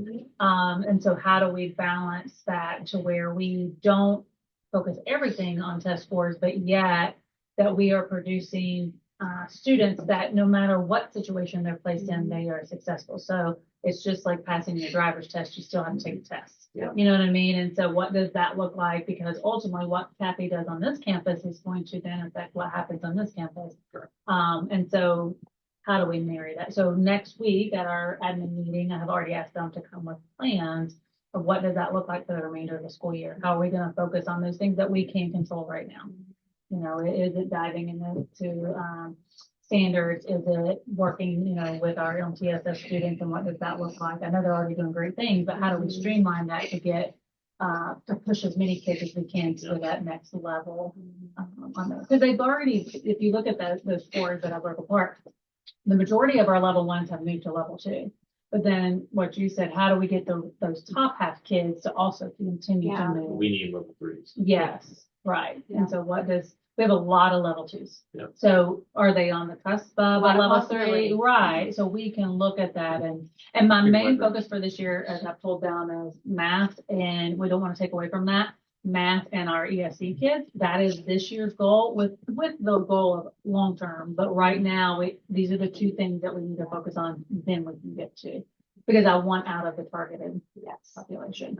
Yeah. And that's one of the things we didn't prepare for this meeting, but I can work with Kathy on pulling specific data to see what the growth looks like for our those subcategories. So our students with disabilities, ELL students, pre-reduced lunch kids, like all of the ones that are part of the subcategories that I think are national subcategories now. So we can kind of see how those students are doing in relation to not only how many are now proficient or predicted to be proficient based on this progress monitoring, but what does that growth look like? Because that's really what we're looking for. That's where I think we can get more movement, particularly with our students with disabilities, is on the growth side. It's just the way that the state calculates growth. Sometimes students make big gains, but it's not considered growth because of the way that the state calculates growth. So those are things that we can look at and kind of identify how are we doing in relation to these specific students, and if we need to make some adjustments in what supports those individual students are getting, so we can ensure that we're meeting that expectation when it comes to the growth and proficiency for our And I would just say, like, I know if we don't believe these tests are the best reflection of growth and progress for our model and our school, what are those You know, what are those measurements that we believe in that we should be judging ourselves at the end of the year as well? So, Yeah, we had talked about adding that metric of MES maybe, which is the Minnesota Executive Functioning Scale, so that we could, like, because of that, because data, and the reason that we talk about test data is because of data. And you know, so if we could get that executive functioning data, so I'm loath to add more tests, you know, but it could also be a nice measure for us when we're going to talk to funders and investors in the district and everything, to say yes, and also this, you know, so because data. yeah. Can I jump in before Jared takes over? And I did just want to say that we have had 2 groups of teachers from Cypress Junction Montessori visit us, and we had 5 today and we had 4 on Thursday. I don't think there was an adolescent teacher in that group today. And they like how much pleasure I derive from watching their jaws drop as they walk around campus. I mean, they're such a lovely group of people. Lakeland. And Lakeland has 3 Montessori charter schools. Yeah. And they I think they are us back in the strip mall back in 2014 right now. So, and they We can help them going on that journey. That's amazing. I know, yeah, absolutely. But just to walk around and to have been there, you know, in the strip mall mode, and then just to experience it again for them has just been wonderful. They've had nothing but wonderful things to say about our classrooms and the teachers and the food and everything. All right, Jared, I will shut up now. Sure. One more. Sorry, I have one more piece. Yeah. So knowing that that 3rd grade benchmark is there, obviously we have a portfolio system for kids who are not making that. Yeah. That end of year mark, right? So there's like a safety net there. If they are PM2 and not showing for those 3rd graders proficient, are families being notified? Is there conversation? Yeah, retention there? levels. So that, It's just 3rd grade. It's mandatory attention at 3rd grade. So. yeah. If they're level 1. Yeah. Yeah. So only level 1s are going to get that, Yeah. that letter. Yeah. Okay. Well, no, anyone, because legally we have to provide the letter. Right. So if there's a chance at all, Yes. because some, you know, sometimes those children will have had a good day on testing, and this is why I don't love the test, because Right. it depends on the moment. But so anyone at all that the Okay. teachers So watching 1 or work, 2 are going to get those letters watching home. work product and phrases. Or But potential. Yeah. Got it. Yeah. That's good though. I mean, that we want to loop families in versus not. for having to sure, loop in, no so. one wants that surprise at the end of the school year. Yeah. Okay, go ahead. All right. So I shared with you form PM2 performance and growth. Not quite as much data. I was looking particularly at how our students performed on PM2 for math and for ELA in comparison to the state, district, and the and what our school average was. So I'll start with math. We have our 7th and 8th graders that take a FAST. Now, what's unique about this data, and I want to point this out, is all of our students, 7th and 8th graders, are taking the 8th grade FAST because we have assigned our 7th grade students to 7th grade accelerated math course, which aligns more closely with pre-algebra, which is what the 8th grade FAST assessment is. This was done intentionally. You know, the data doesn't look as great right now, particularly in 7th grade, which had better scores last year, but pre-algebra, those skills are so critical for success later on that we're providing this opportunity for any of our 7th graders. If they can show proficiency by the end of this year, we'll have greater confidence that they'll be ready in 8th grade for algebra. But we noticed at the start of this school year, and even to some extent, still ongoing with some of our students, they took the regular level of 7th grade math last year and passed it with a 3 or higher, moved them into algebra, but they didn't really have much pre-algebra to set them up. And so it's been a bit of a uphill battle for those students, and they've had to work extra hard to feel confident in their skills in algebra. So this model would allow us to provide an opportunity for the students in 7th grade to take pre-algebra in hopes of potentially having more students take algebra in 8th grade and be prepared for that and not get moved out.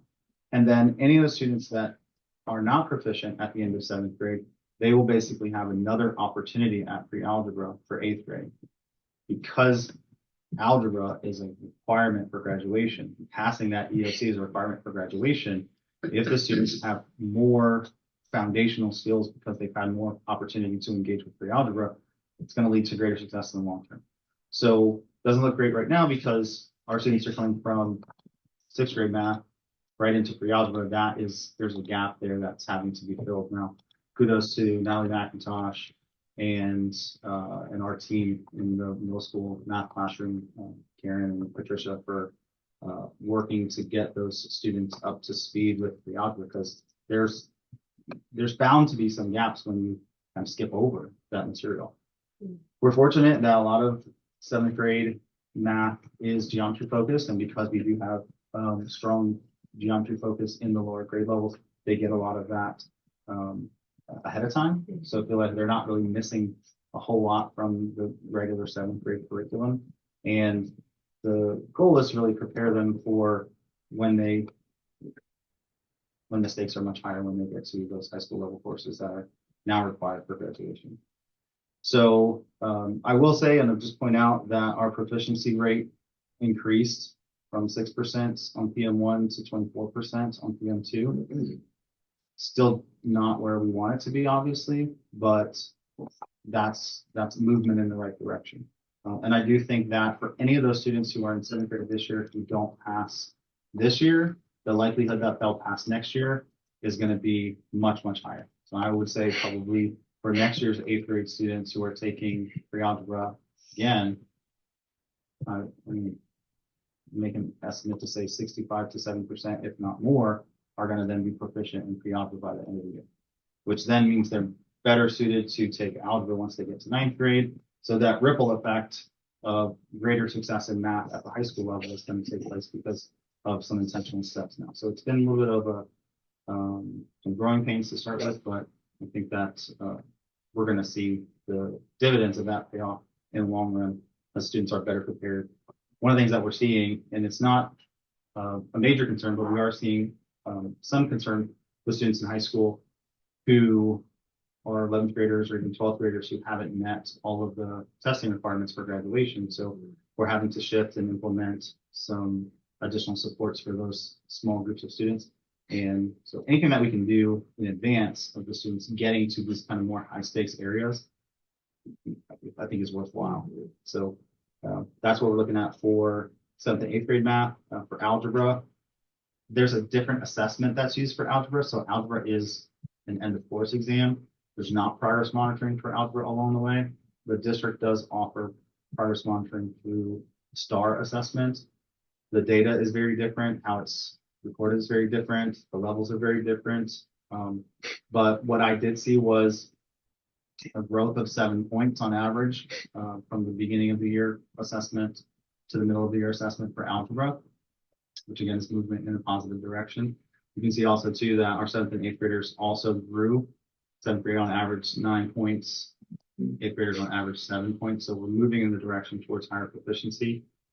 With algebra, we don't know how well that will predict performance on the EOC because it's apples to oranges, right? So this is kind of, it's intended to be preparatory or an indication of how the students will do on the EOC, but it's not the actual platform, right? So kind of take that with a grain of salt. But that data has been shared out with the teaching staff as well, so they can look at it, evaluate it, and make some decisions, instructional decisions based on that information that they have now. They're given the breakdowns of standards that where the students are really falling behind too, so they can go back over those. Yeah.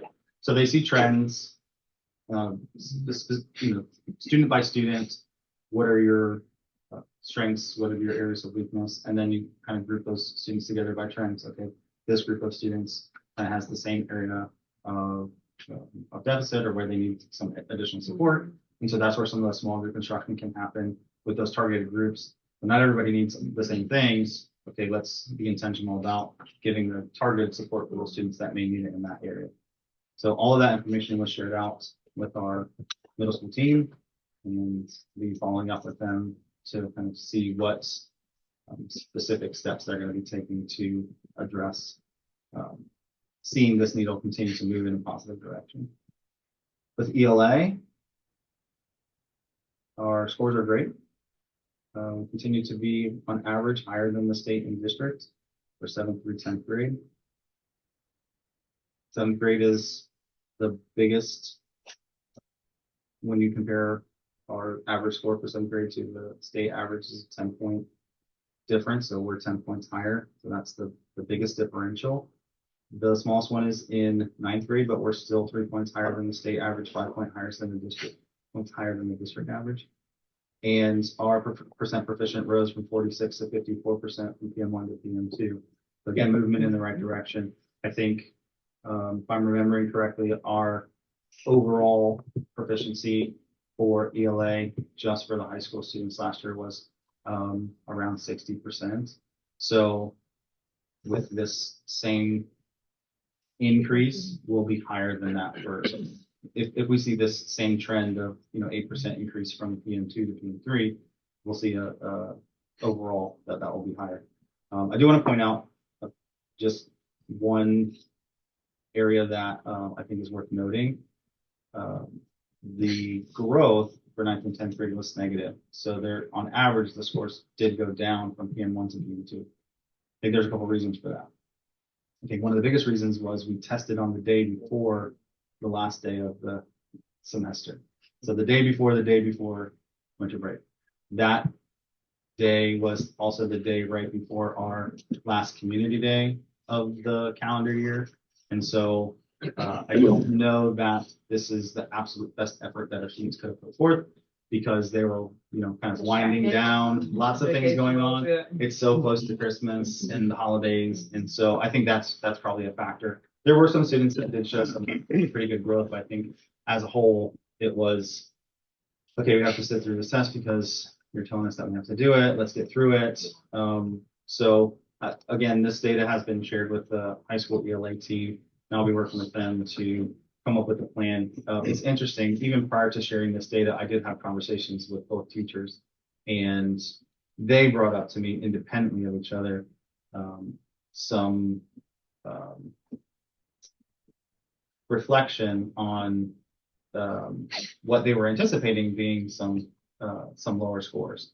And so where is this coming from? Like, well, we realized that we haven't been as intentional about connecting everything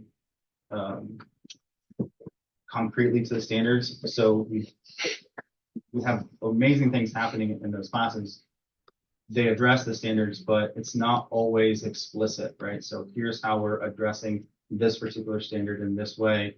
And they haven't done any real connecting, like here's this type of activity and here's how we would use this for in a testing environment, right?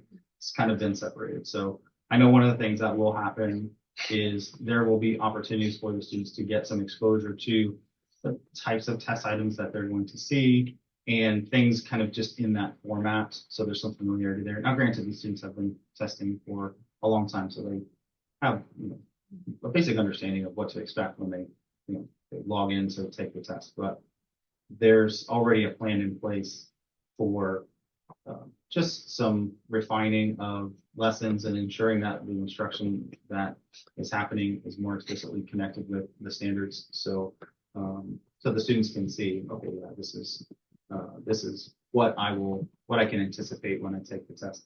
And again, to kind of reiterate what Kathy was saying about testing, this is not the end all be all. However, the 10th grade ELA test is a graduation requirement. So when we get to that point, whatever we can do to help prepare the students for the test, aside from teaching to the actual test, we're going to do. Is there a writing component? It's not part of the grade calculation or the score calculation anymore. So there is a test. Sophomore still? Or It's 19th, 10th grade. So we did the pilot last year, just like Yeah, the graders so I did the was pilot last year. thinking Yeah. So it's my understanding that there will be that writing component, but it's not something that is going to factor into It's not a part of the grade. score calculation. How Is it much? Oh, I'm sorry. No, you're good.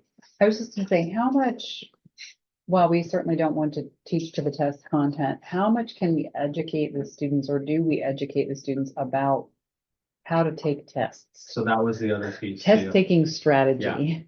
They're not Right, gonna let and it. so it can reduce the nerves and here's what to expect and, you know, oh, well, of course, we can't tell you every question that's gonna be on the test, but here's what you might anticipate.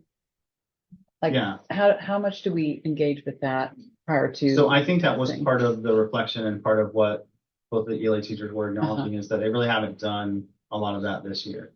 Yeah. That there's certainly ways that you can incorporate just within your lesson.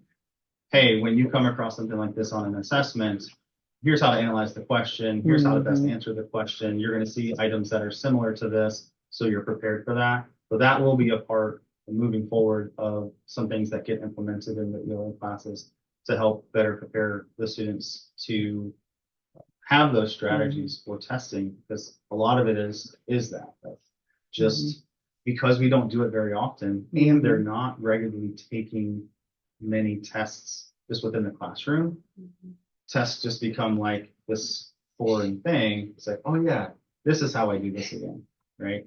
So that's certainly part of what will be included in kind of be a shift for the second semester for those classes is, hey, here's some opportunity to go through some of the writing and editing portion that's going to be part of the assessment. Looking at informational text, both teachers have said that they've spent a lot of time looking at literary texts and fiction for the first half of the year, and not as much time on the informational text. And so that's another shift that will happen too for the second half of the year, is because we did see some decline specifically in that area. So it makes sense that you're seeing that and recognizing, hey, we didn't spend as much time as we could have on this type of writing or this type of text and textual analysis. And that's what's going to be assessed. Then we should at least spend some time doing it, not just for the value of preparing for the assessment, but there's value just in and of itself and being able to have exposure to different types of writing and how to analyze different types of writing. So isn't that, I mean, Kathy, in the scores that you presented us, there's the leveling. Mhm. Do these grade levels have that same leveling grouping? Yeah. And you just haven't shown that here. Yeah. I mean, I don't know, like for like some of our scores, like a 233 or 220, like how do I put that in perspective of like what is proficiency? Is there a, oh, you I have, see you know what represents proficiency? What's the level for each? 5, what's the level 4, Yeah. what's the level 3? Cause I know like if we're outperforming at 10th, Yeah, if we're outperforming at 10th grade from the state and the district, even though we had some negative movement between 1 and 2, like, are we still at a proficient level, or are we at a risk of being like passed by the state and the district when we get to the next I see what you're saying. progress? Yeah, mark give or us just a anything? quick second. I didn't include it on here, but that's a good question. So when we look Ninth grade, I at, got it. Level 1 is a 276 to a 327. For 9th grade ELA. is that the new? Here is the Scores? news. EM1s. Here we go. So, what grade level are you interested in next? I mean, you know, Seventh grade? it gave me. I'd be interested in all of them, but I mean, we don't have to go through all that. Yeah. But how do I put these numbers into some context? I don't know. Are we, So even though we're performing better, are we at proficiency, or where are we below proficiency? So if we look at, Pick one. seventh grade ELA, the level 3 begins at 232. We're at 234, so we're Okay. on average proficient for seventh grade. And that holds true for 8th grade. And Do the math, if you don't mind, because we know we're doing pretty well with ELA. Let's Yeah. because that's the other yeah, math. for we're math. underperforming. Yeah, state so and for district math, both. that 233 for math falls into the high level 2 category for seventh grade. And then it would be the lower level 2 for 8th grade. Now for seventh grade, obviously, we know that there's potentially going to be some gaps there. So I was anticipating that. It's interesting that the seventh graders in general, or collectively in that group, are outperforming the 8th graders. But you got to remember too that more than half of our 8th graders are taking algebra. Are they all taking? You said they're all taking the same test, right? Yeah. The 7th and 8th graders. Yeah. So that's a Seventh graders are outperforming eighth graders on the exact same test? Yeah. Yeah. Now, Now- you said that, I didn't make that. Yeah, connection, and but I now thank see you it and go, okay, that for makes- clarifying that, because I Yeah. heard about the seventh graders taking the eighth grade test and I didn't understand why that would be. Yeah, So that's helpful to know. yeah, that, so they're taking the same test. Yeah. We have a very few of our seventh graders who were moved into algebra. We have 3. So, and I think that will generally be the case. So we'll always have a few, right? A few of our highest achieving students that are ready to go right into an algebra class and be successful. The vast majority of our seventh graders, though, will go into that pre-algebra class. And the students who will remain in pre-algebra in eighth grade are the students that didn't meet that proficiency in seventh grade. So when you see that there's seventh graders outperforming the eighth graders, that's really because those eighth graders were There's not. fewer eighth graders that are in the class too, Right. right? Like, Yeah. so we have a bigger targeted group of the seventh graders because the eighth It's about graders really should be in the algebra group. Yeah, it's about double the size. Okay. Yeah. Yeah. And that's our goal. Our Yeah. aim really would be Yeah, to that makes expand the number of students in eighth grade that are taking algebra. To, you know, whatever's reasonable. And again, there's a confidence level. Those students are scoring a level 3 on the pre-algebra assessment. That indicates a higher level of readiness for algebra than if they score 3 on the seventh grade math assessment. Mhm. Some of the things that Jared and I also talked about was meeting individually with those students who are not passing and doing some goal setting. So we've talked through that, and I think you had already had that on your agenda. And, you know, as we're sitting here thinking, because we know we have ACT, SAT, all of those kind of things, I'm not sure if we've done it in the past, but actually bring in a test prep company for ACT, like an after hours, to start working with our students that want to sign up for that. So I'm not sure if that's something we've offered, but it kind of helps because taking that ACT looks completely different than some of the others. And not that the state test doesn't matter, but for me, it's more about what the kids are performing on things that they're going to go into a college or Mhm. a career, or whatever they choose to do. Mhm. So that is something that we can talk through too, and maybe opening that up, that if parents want their kid to take a test prep. Yeah, we did have some teachers at the high school, did offer that after school, last year. I don't think that there's, we haven't advertised it this year, so I don't know if it's something that we can get going again. I think there's certainly students who would take us up on that. But the good news is, you know, so in addition to these assessments, so the algebra assessment for our students that are taking algebra, the ELA assessments, particularly for our 10th graders, right? Those are the ones that are the requirements for graduation, but there are also equivalent scores that they can achieve through SAT, ACT, and now the CLT, the classical learning test. So a number of our students who've been unsuccessful on, let's say, the algebra EOC have been able to pass using an SAT score, PSAT score, ACT score, CLT score, one of those other assessments. They're different types of tests. They test different skills.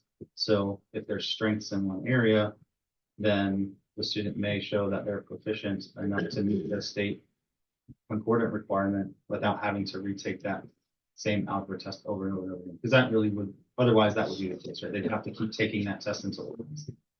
Just real quick, if we're at level 2 for both 7th and 8th grade math, and that's on average, right? If that stayed true through the end of the year, what is our risk? Like, is level 2 that's not proficient, and what's the repercussions of that?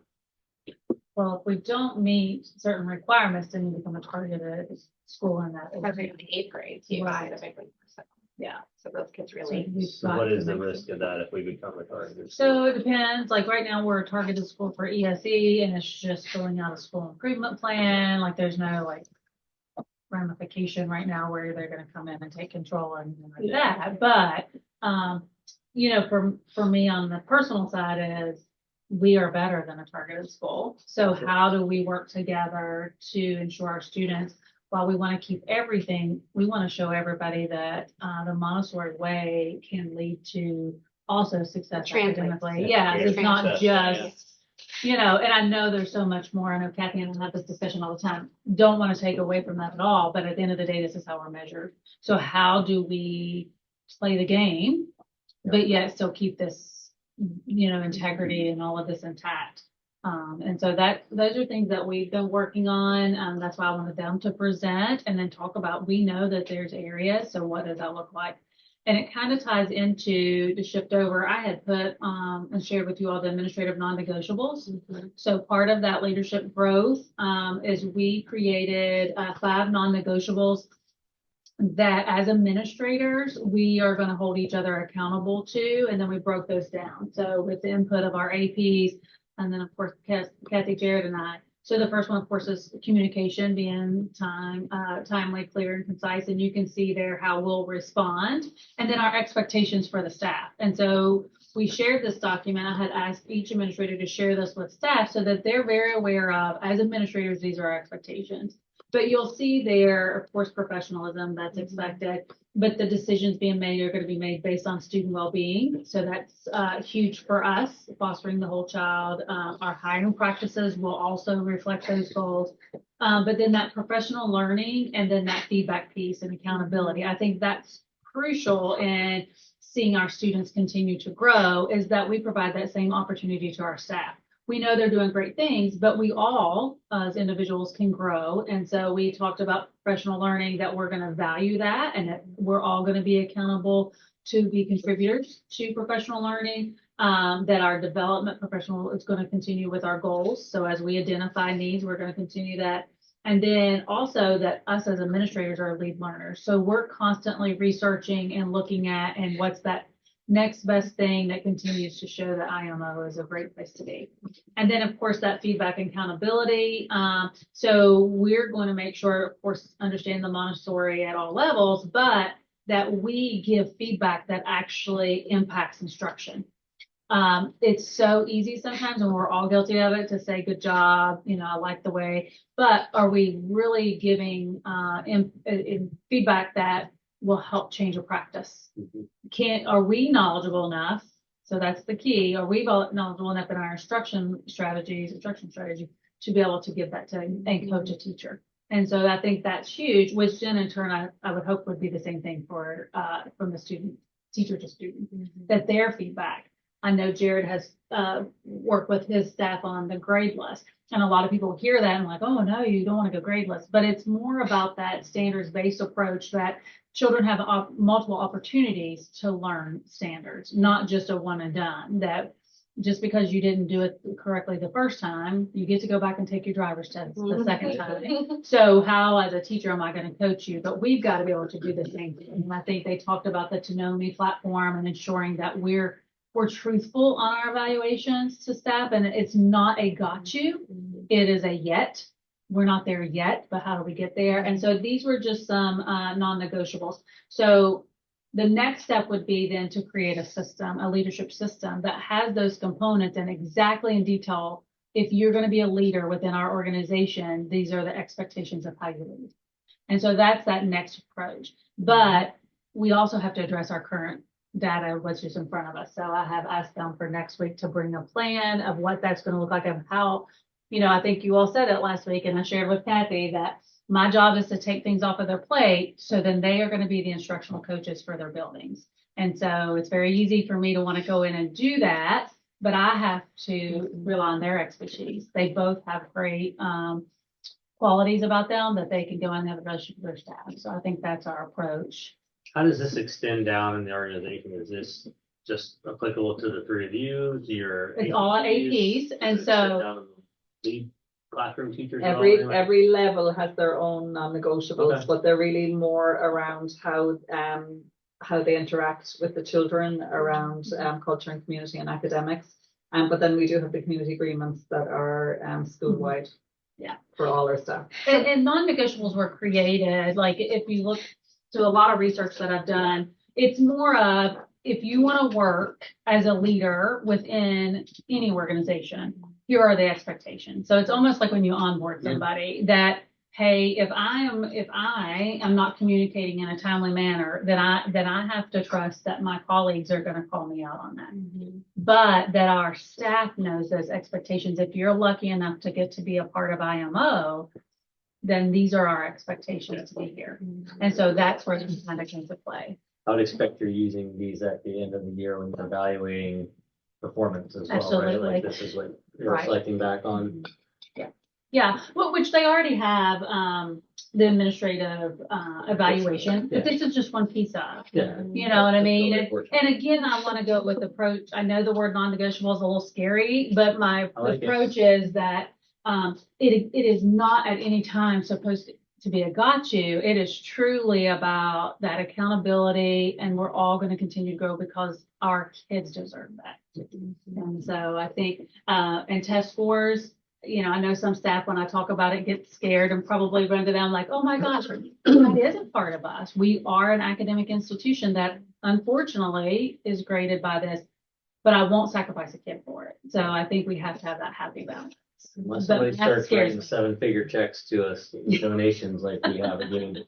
Yeah. Yeah, absolutely, absolutely. Yeah, we are. We're a public school that's still held to the same standards as every other public school. And if I'm a parent trying to make a decision where I want my kid to go, whether it's right or wrong, I'm gonna look at that to say, do I want my kid to go to an A school or a B school? And we're so much more that we could say if they would get, but we need to get them in the door to say, Right. hey, there's so much more to this. Mm. So yeah, so it is a happy balance. But overall, as far as a great place for kids to be, there is no doubt in my mind. Instruction's happening. It's just we've got to align it to be able to meet both, not just one. And so just going back, I mean, it's pretty commendable, I guess, that we put those numbers together in a lot of those areas, right? Without a true focus on tests, which Mhm. tends to be a little bit, excessive, right? Mhm. In other schools, but can we understand when we go back to that action plan, like what are those subcategories that are the revenue drivers?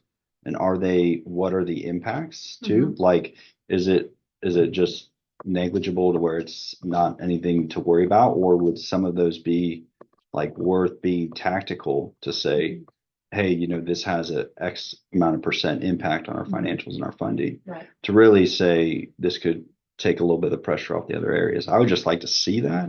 I don't know if that you said that was changing, they're changing it, the measurables again, but We can share with you. can we what it is. include that in the overall scope? Like, hey, these are the impact areas that To do with school grade, AJ? what's that? To do with school grade. Yes. Because for me, a lot of that data is, I'm not as familiar with it as you all, right? But what are those subcategories within the data that drive the school grade, that drive the financials? It could be a tactical focus.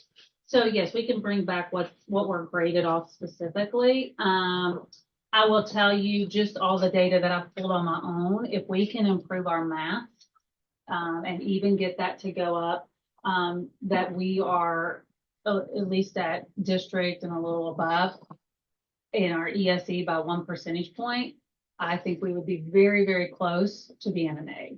So that's how close it is. Truly our math. Math is the area that is the biggest weakness. So we've got to figure out how do we approach that, still keeping what we know is best practice, but that math overall.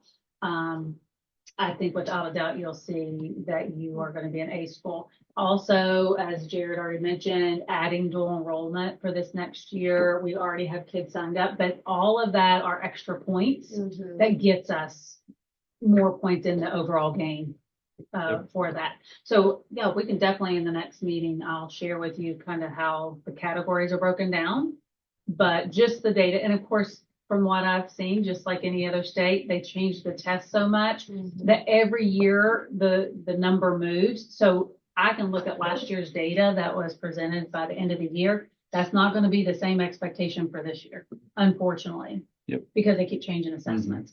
So I can only go off of how close we were last year for that. And AJ, I just want to point out one more thing about your kind of question about kind of correlation with funding. There's not really a strong correlation with funding as far as like school grade is concerned. If you get to an A, there's some bonus money that's afforded to the school.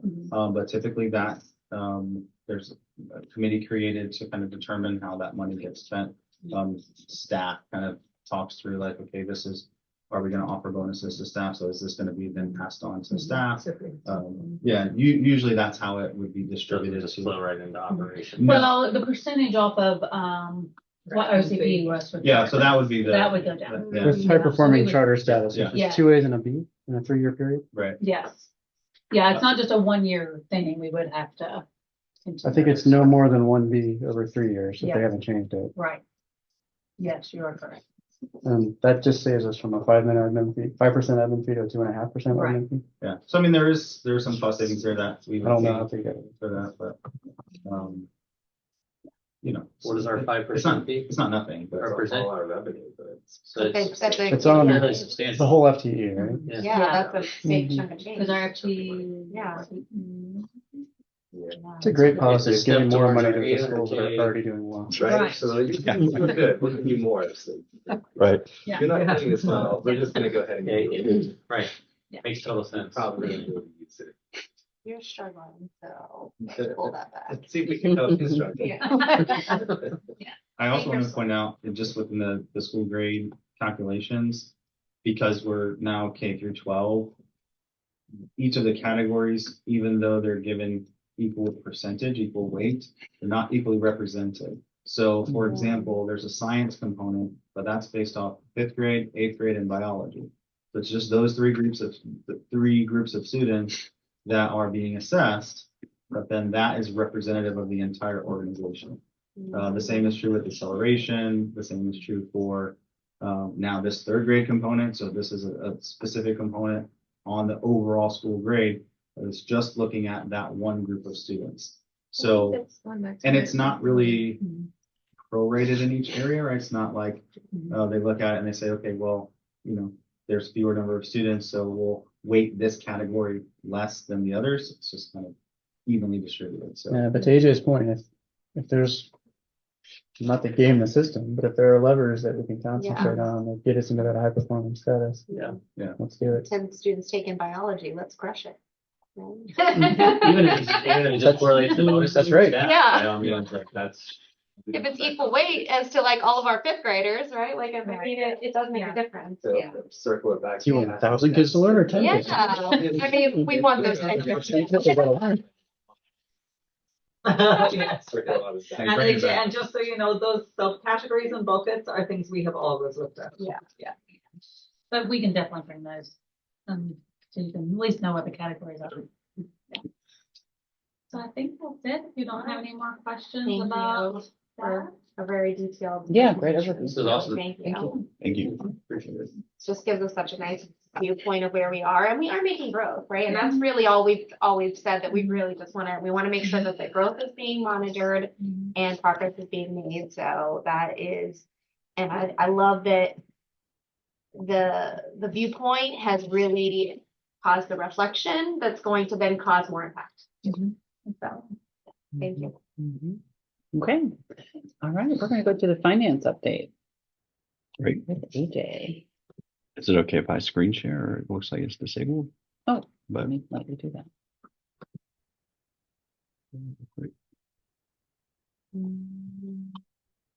Yep, okay, you should be able to.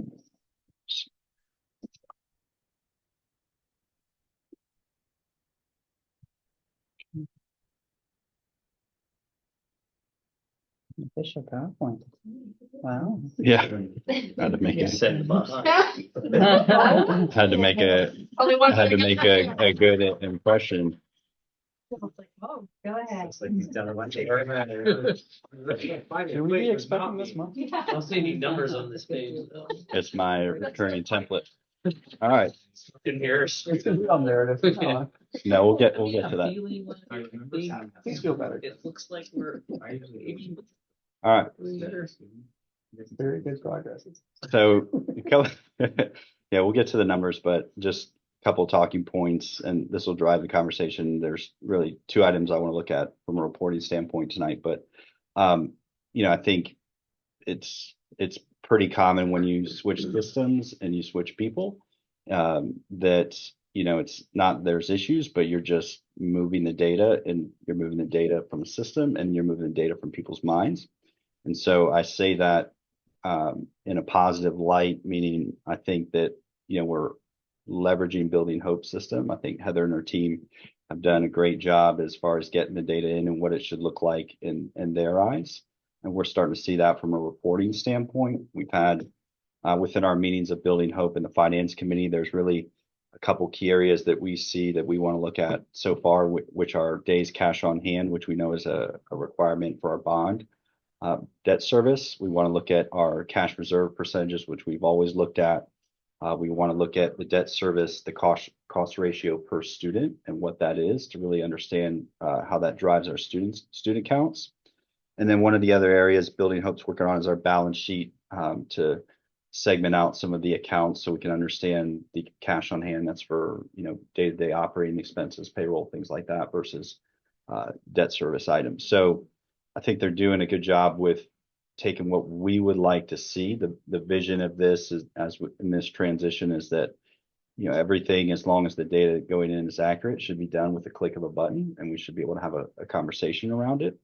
And so that's what we're striving for. So with January should give us a pretty good idea. I think with all the adjustments to any expenses, whether it's vendors, we've had a few salary adjustments that'll come across as well as the coding and reporting. I think January will probably give us the best gauge when those numbers are finalized with where we stand year to date. I'll get into, let me switch here in a second. Just a couple pending items. We had a discussion last week about this with our student counts for 2024, 2025. I don't know if we need to, at one point, we're going to decide on this with the middle school component, but it might be maybe an item for the next meeting. I know we've done a lot of work. Jeremy and Heather have done a lot of work on that. That's really going to drive the 2024-25 budget, and the areas there that are going to be, it's very transparent, top of mind, are the ESSER funds and the dollars coming out, the 2024 or for the next year, and how those impact or how they're being used right now, how they're coming out, and where we're going to cover those shortfalls. I think we've done a good job looking at the expenses, which that'll shake out when we have those January numbers and beyond, and then the debt service the following year. And so that, I think, $400,000 increase in our annual debt service funding. So those are really the two things, from my vantage point, that I look at to see, okay, now that we have the data where we want it to be after this transition, how are we going to address those two things? So from a reporting standpoint, let me pull this up. Everyone's face is above. Okay.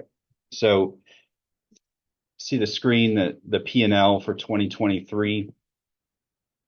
Have our income on the top line up top, and then our expenses. The reason why I just did December was I felt that this month probably gave us the best look at what was going in there cleanly, I guess, from a data standpoint.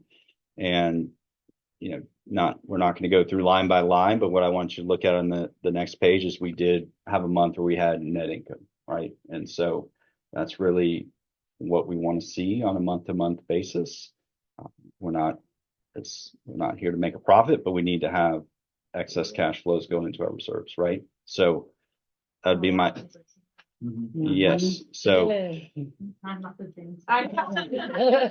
so what you see next here is our year-to-date versus the budget, or actuals versus the budget.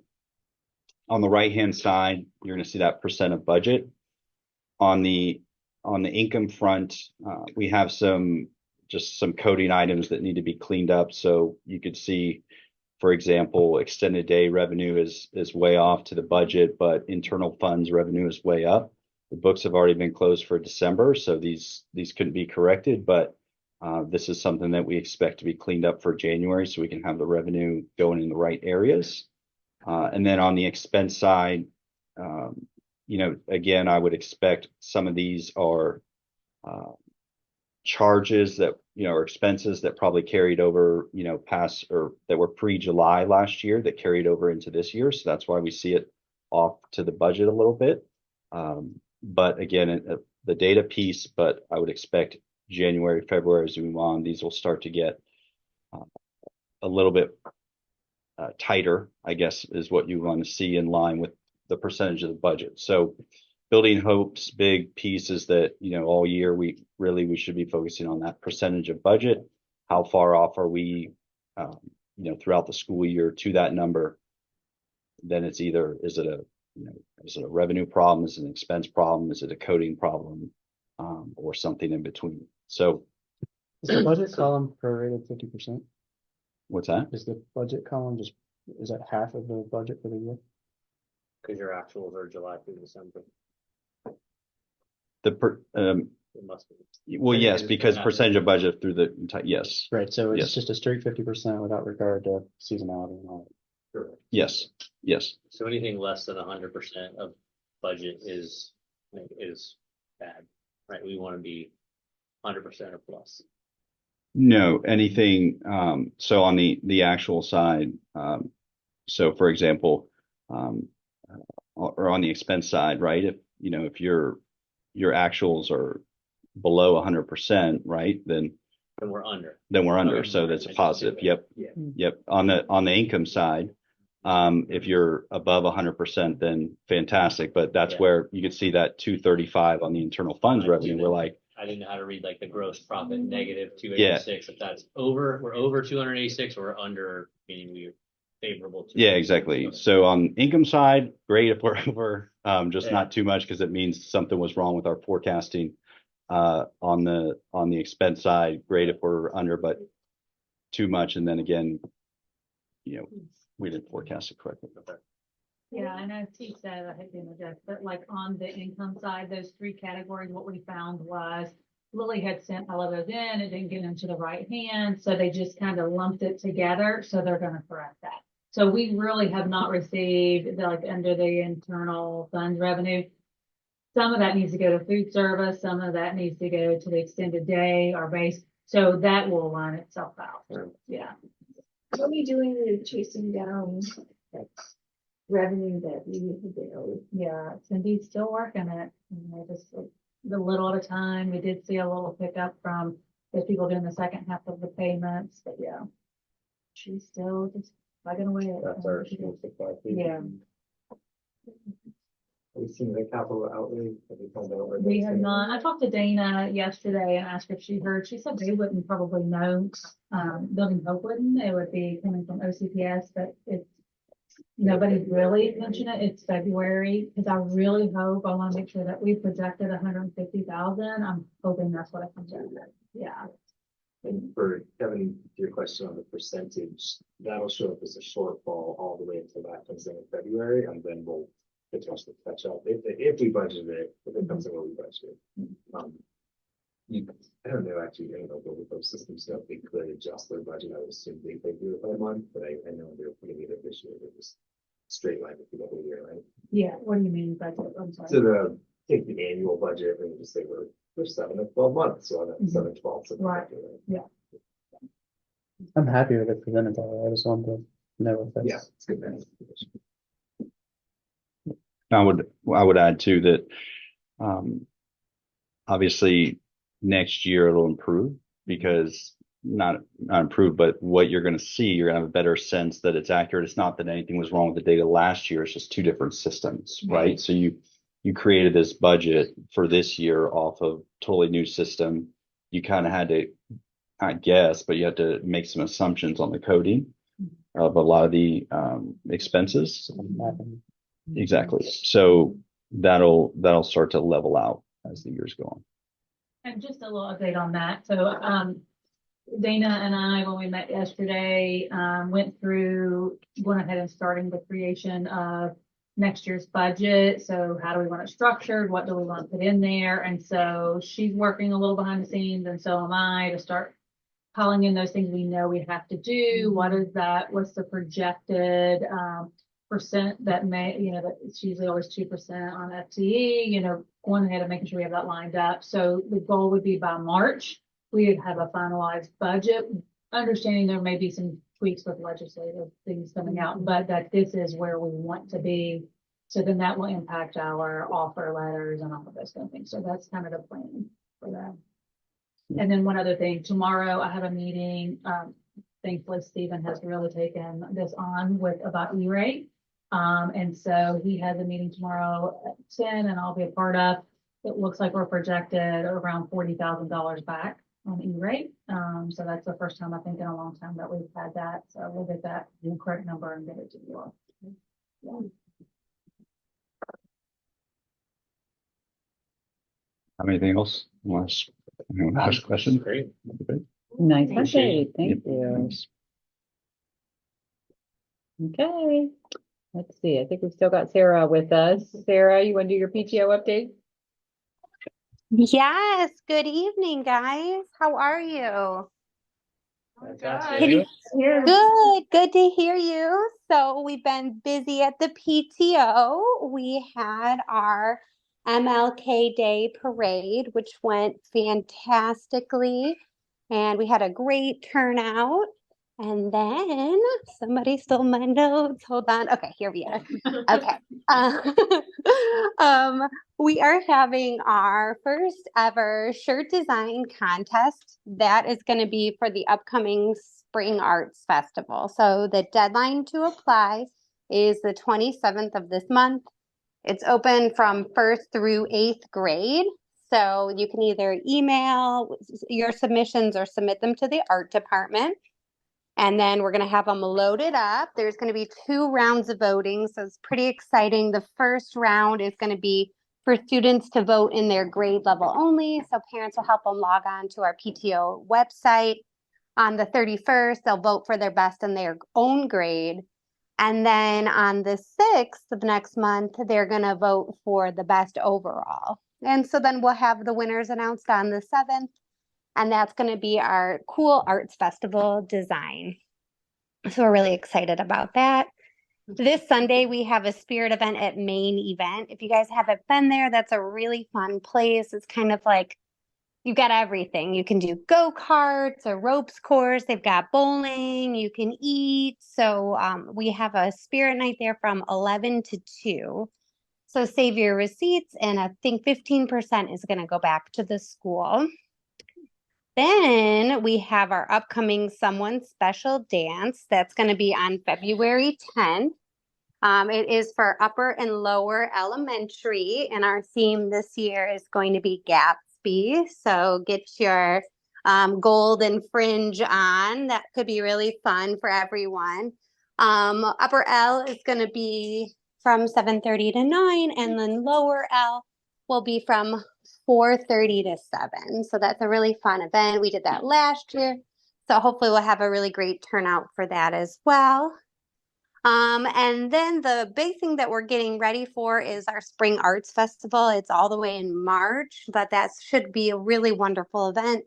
It's going to be a big showcase of our school. So we're expecting performances from the band, the thespian, show choir, and then I think a few more. So, and then we're working on some community art installations, and we're going to have groups by age and then have artwork to display on the windows again. So if you want to be involved, shoot us an email, but it should be a really, really nice event. And again, we're going to have it free to attend. We are collecting sponsors. So if you'd like to sponsor the Arts Festival to make it free, we're going to go through that. And then we're going to have some opportunities for some fundraising.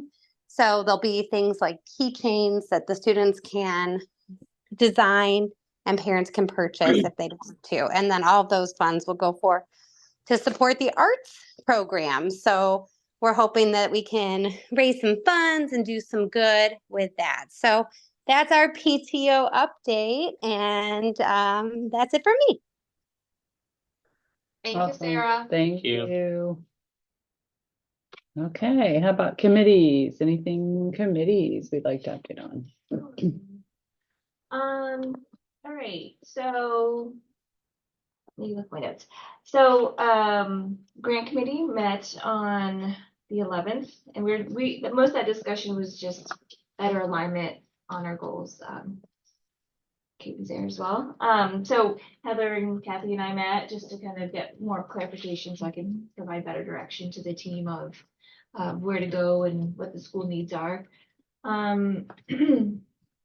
And so that's, we're still kind of in our forming stage of that group. We're we're gonna get some wins here soon.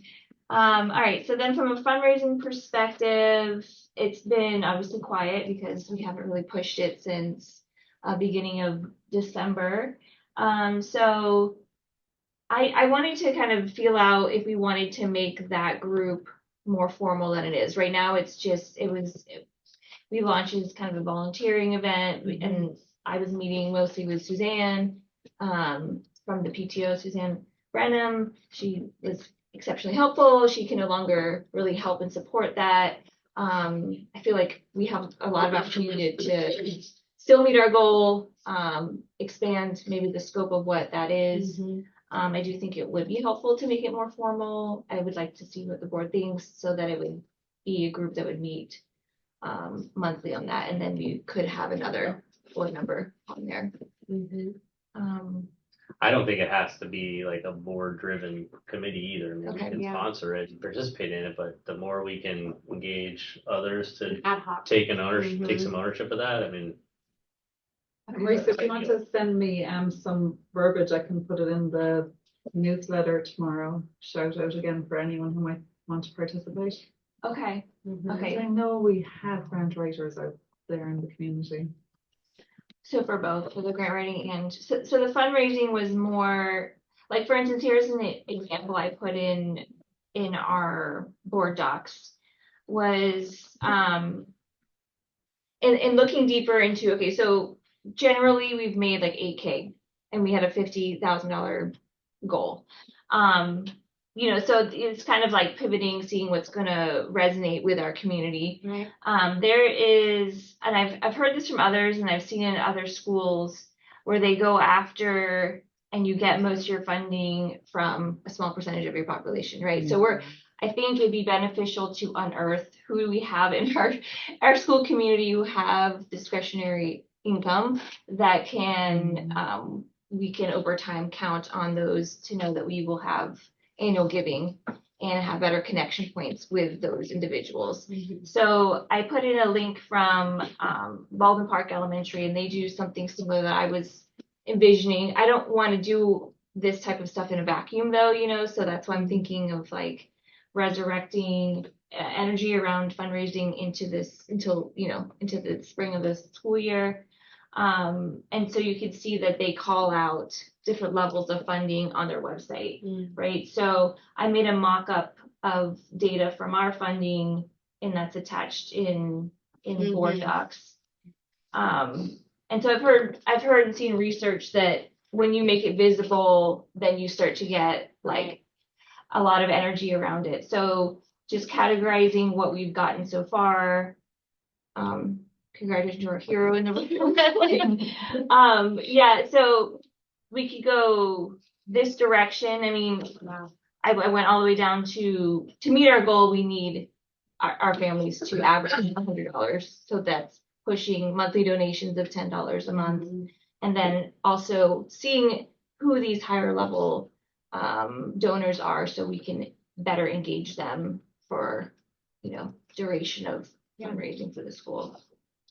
We made one big push in December, right? Yeah, And I end of think so. November into December. Yeah, so how do we, we know that we've got to do that multiple times, and Yeah. we got to drill that message over and over again, whether it's monthly or bi-weekly, to actually generate some momentum there. I always like the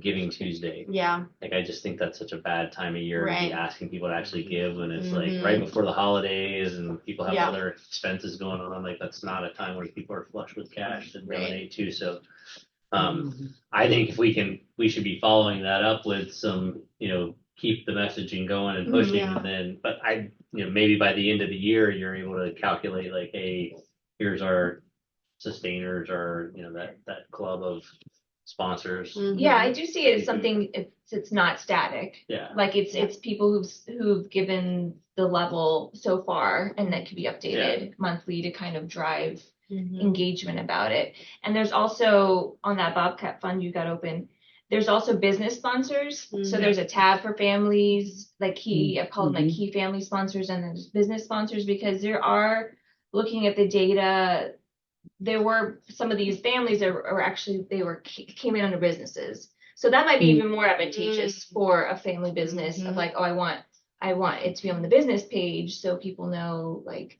they could look at Right. Yeah. Supporting businesses. When you submit your payment, Yeah. submit your logo, Yeah.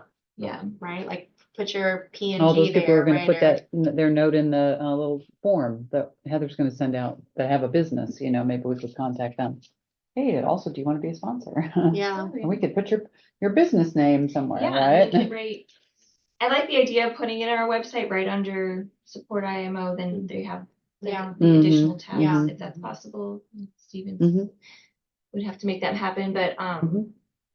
those are just some ideas that I feel like we have a lot more opportunity to. Yeah. So I hear you actually suggesting a fundraising committee, because you have a grants committee right now, but Mhm. actually having an established committee. Yeah, and it's more like development, right? So it Yeah. could be annual fund, and there could be more than Mhm. that, right? Just we're Mhm. starting with the annual fund to get a starting spot, of like, Mhm. okay, where do we And then go? focus on sponsors or businesses or concepts. Yeah. Well, I go back to like when we had the big conversations earlier this year around middle school and high school merging, there was a lot of enthusiasm to try to raise funds to help support the needs so that, we could accomplish and get over some of the hurdles that we did. We were able to do that without having to need additional funding to solve that problem, but I think the problems we do have now are just gonna get, we don't wanna have to continue to cut staff and cut programs, so like, you can make the message about like, hey, Supporting the school. this is gonna Yeah. support what you ultimately wanted, like,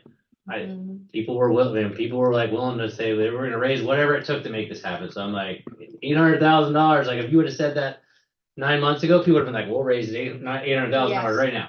I don't know if it was realistic to expect, but Right. people had the enthusiasm to do that. So how much could we make a dent in some of this? I don't know. It's But substantial because we have Yeah. we raised a lot of money from a much smaller student base, and that was almost exclusively in population. Mhm.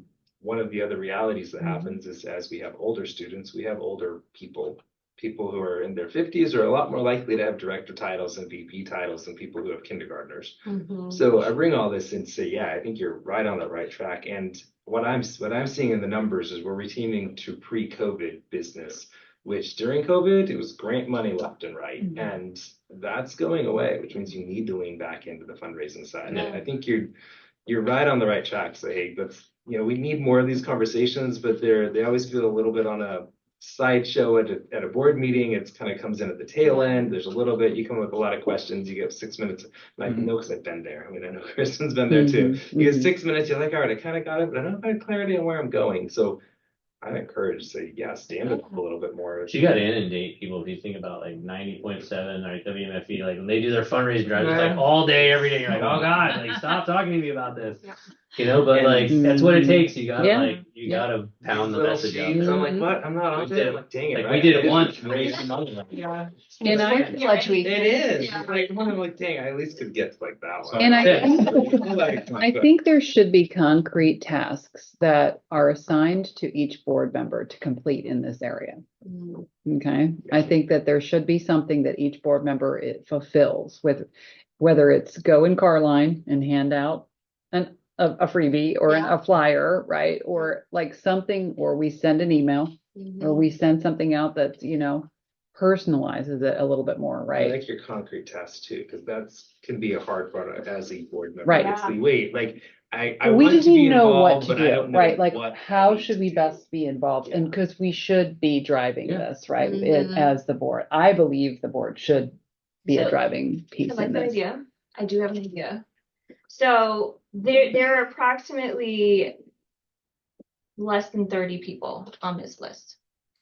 And I was thinking, I have all their emails because when they signed up, we have their emails of contacting them. Maybe we split up the list. First of all, thank them for their level of donation. How Mhm. would they like to be recognized? Because we're going to, if we're on agreement, put it on the website. Do they want their spouse's name or they want their family name? Mhm. And then the ask is, can you share this with 5 other families at school that so that we're getting them to, we're thanking them, plus there are, a ground game of Right. also, Mhm. I'm just doing that, just came to mind, but like something to that effect. So they're gonna know probably 5 other families that they could probably reach out to that could also, contribute, right? Mhm. There's also grandparents who, in many school systems, would give dollars. There's not typically an avenue in our school where we would get money from those. Something like my parents who lived far away in state, and they'd be like, "Oh, sweet, yeah, we'll give $50 to our grandkids' school." I Mhm. know they're not unique in that space, but we haven't had an avenue for a lot of years where that would really be an option. So I think you're going right on the right track. I'm saying Mhm. push. Yeah. I don't know if you need a committee. Yeah, you probably do need a committee. Yeah. Because if you get together every month and think about it, you'll be able to make your money worth. Like you'll bring in, that's what you can only raise 30,000 instead of 50,000. 30,000 helps. I'm pretty sure that these three would be like, we'll take an extra 30,000. Like Yeah, and it's, so that's the goal this year, but ultimately, like you had said the last board meeting, we want to be able to do this with consistency so Yeah. that we can start to rely on, we're gonna at least get this amount doing this activity. And the families know it's coming and they look at the website, oh, the new group is up and whatever, it just becomes Right. part of the process. Mhm. Yeah, like, should we just be pushing this again, like at the beginning of February or Yeah. something, tie it into Valentine's Day and get back out and do another round of just rallying? Yeah, I think you need to do Get it. back into You the need to do monthly, really You pushing need the to do it monthly. I think the one monthly or, one yeah, is, maybe a different time of year, but now I like like the the other idea. spring, like let's get onto the monthly contribution list. Personally, I don't like putting my name on things when I donate for stuff, like whenever it's not my style, so, if people want to do it, like, I would always. Mr. Anonymous. That's just my personal opinion, but like, I think I'd rather see us just focus some energy on like running the campaigns again, like. Yeah. I mean, I'm Again, willing to jump in the car line years and past do whatever too, I though, need to do to help Sue, so like. even we went for like percentage of contribution, and that's one that gets me feel like not only 50% of the school gave, like, well, I'll give $25. Yeah. So at least now we had, Mhm. and suddenly when you have 600 families, $25 per family. Yeah, and that adds up, might be and the then goal there's too, families is that maybe also not the put amount 100 per se to start, checkbooks but of just them. like our goal is to have 50% of our school population donate towards the school. Yeah. Like maybe that's the goal. And here's how And- many unique donors we have. Right, Connected. yeah. There's a lot of different little ways you can make You it pulled that last time, I think, right? You ran it. Yeah, we were at statistically like fun, 12%. as Yeah. nerdy as Yeah. that sounds, but it helps people to get engaged. Yeah, I think we just have to be clear about establishing a goal around that, right? Are we going for a high dollar? Are we going for, Yeah, you know, the big? thing I'm seeing is that you kind of want to go and uncover your high dollar donors. Yeah, so I think it's a both and. It's engage with those people. They want to be recognized, great. If they don't, that's okay too. But it's also then start establishing the monthlies and we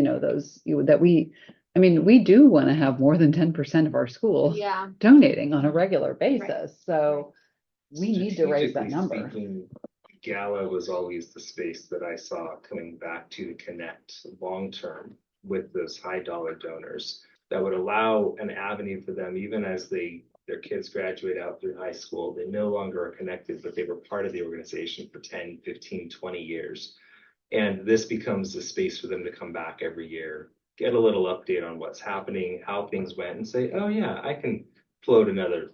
And again, that as you grow up in life, and where it used to be hard to pull out $75, now you're like, well, I could pull out $7,500, and it's a very different stage of life, but it has also very different impact. Yes. You don't just jump straight to that. Right. Yeah, I I mean, we're Enough just to now say, getting hey, alumni, you know. Right, just now getting it. But when I think that you know, 5, 10, we and should 20 years cultivate in the that. future, that's what makes it be the school that is, it's still just squeaking by versus that's the school that has that legacy and has this base, right? You're an alumni of Innovation Montessori. Mhm. And Mhm. you always end up keeping this connection back. At some point, our students are going to be getting into their 30s and going, wow, there's actually something I can go back and reconnect with. That's kind of cool. Mhm. My favorite event we ever did was Lake Meadows Farm. Mm. That was amazing. That Mhm. was amazing. Mhm. They just had an event there this week or last week. They Yeah, did a the big first event was at it, a big outdoor dinner out there. They had I didn't go, but I saw That's the what pictures reminded me of. of like that was like the longest row of tables I've ever seen. And But that's something surely we could work at a price point that would be accessible, you know, like that it Mhm. doesn't need to be $150 ticket, you know? And it's well, if it's a $50 Or ticket, then it does need to be $100 ticket, so we get $50 off of it. This is true. It Yeah. needs to be a Yeah, fundraiser. yeah. Would the city of Ocoee let us? So one of the things that I've done in the past is we took a little cute downtown and made a farm to table. So we asked local farmers and we had people to cater, and it was this huge big table down the main street, lights lit up at night. Hmm. And so you had to buy a ticket to come, and they shut off that section for that amount of time. Okay, it was huge, Mhm. and it made a ton of money. Would Yeah. the city of Ocoee let us do something like that? Like, you know, the main thing, and then, Probably. because you wanted all the city people Say, no, wanted to we'll be in do on that. it. Right. Because They- they they- figured it's just a big. We'll do it. Well, I don't know, I don't Yeah. know, like, where the funds, they would, like, where the tracking of the funds, like, so if we were organizing the whole thing, you Mhm. know?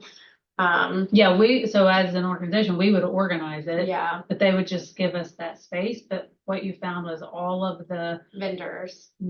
all of the big wigs Yeah. of the county and city wanted to be a part of it because it was huge, like it was. Well, and especially, I say this, but going into political season, right, you're gonna get more people who are trying to like just Right. be out there and have their name about it, Yeah. especially on like all these commissioner races Yeah. and things like I that. think it's Josh, harder in a city the size we are now, than probably what you had. in Yeah. Kentucky. Well, But probably. But conceptually, any of those ideas you come up with, like we've done the farm to table event at Lake Meadows, we've done galas of varying ones. The challenge is finding the balance of how much effort does your Mhm. You pour volunteers put into it. Yeah. But that's right. I think as an organization, we're tipping where that cost benefit probably has a lot more. Golf tournament, they make a lot of money at Real Life doing a golf tournament with a silent auction attached to it, These you know? opportunities, I think, to lean into them. I like the idea of connecting with City of Ocoee though, because like, Yeah. not a lot of schools are showing up to City of Ocoee stuff or participating. I hear a lot from their director of diversity and just sending out various competitions Trying or to get stuff. And you see that we're putting like news from the City of Ocoee in our newsletter on Tuesdays if they have anything to share. So I love the idea of I think there's an opening there for us to become the school that Ocoee is proud to be associated with. And like even that idea, even I was just thinking as you were talking, like a long table in front of City Hall. Yeah. That's what I was that would be thinking, like, or even lovely, where yeah. that lake is down there, Yeah. of course, didn't have that, but they had white tablecloths and actual china, and like, it was like $150, $200 a ticket. But, and then they used the culinary kids to serve, and they talked to them about how you would serve these people, and so it's just things like that, but it made a lot. The schoolers would be busy, yeah. Yeah, So there you something- go. Something like that. I was in there yesterday and it smelled amazing. Taste Yeah. testing. And they were. Like at lunchtime, time to go taste test. Yeah. Yeah. Yeah. It was awesome. Like I've tried some of the things that they've made. It's all been, well, Yeah.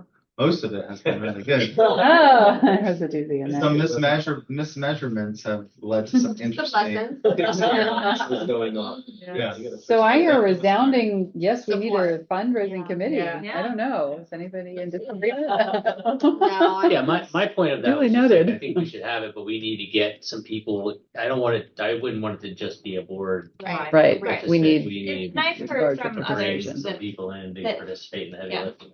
Mhm. If I get the green light, I'm sending some emails off of Yeah. people that hopefully will. Yeah, Got my green light. yeah, Mhm. we're good.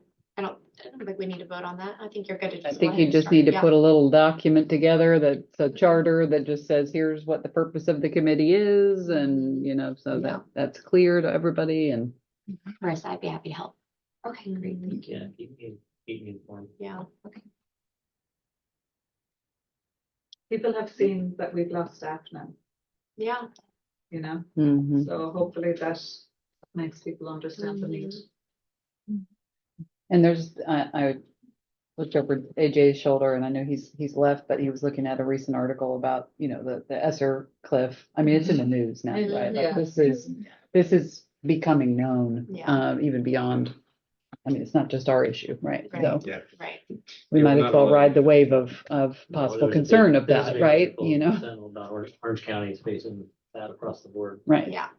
And don't tell me every school didn't hire staff, because that's what they did, because Yeah. that's what was That was needed. the- to close the gap. That Well, was again, right, you yeah. have to hire staff. to- Yeah.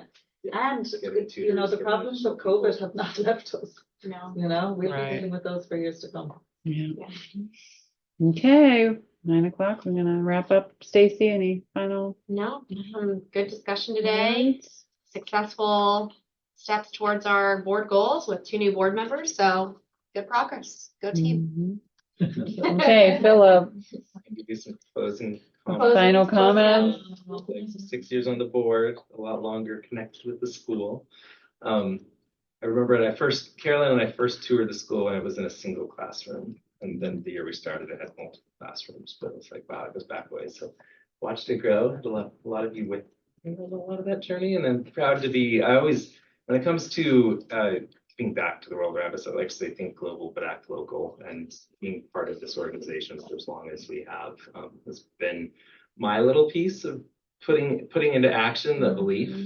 It's acting local, and it's really cool to get to look at an organization this size and say, it had something to do with the success of it. You know, it's big, very much a group effort, but it's good. So pleased to see what you're implementing this year, what you guys are rolling out, how it's continuing to evolve. I know there's challenges ahead, but every year that I've been here, there's been challenges ahead. So you know, it's a good group of brains that are sitting there, some good hearts, good attitudes. So excited to have new board members coming in. So there's always more coming in behind. So for all of you, don't hesitate to reach out and just say, hey, let's meet up at the brewery. You know, we're not board members anymore.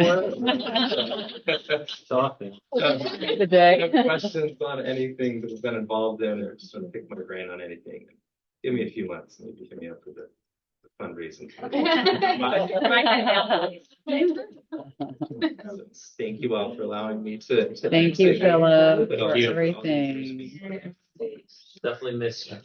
Definitely appreciate your optimistic, like always positive, solution oriented, like just the perspective and authenticity I think you brought to this group of years is invaluable. So we'll miss you. Appreciate you. Enjoy the Tuesdays. I was gonna say, get your Tuesday nights back. Wow, what are you gonna do? At least every month, so. Okay, so we are adjourned at 9:05. All right, good night all online. Thank you. Yeah.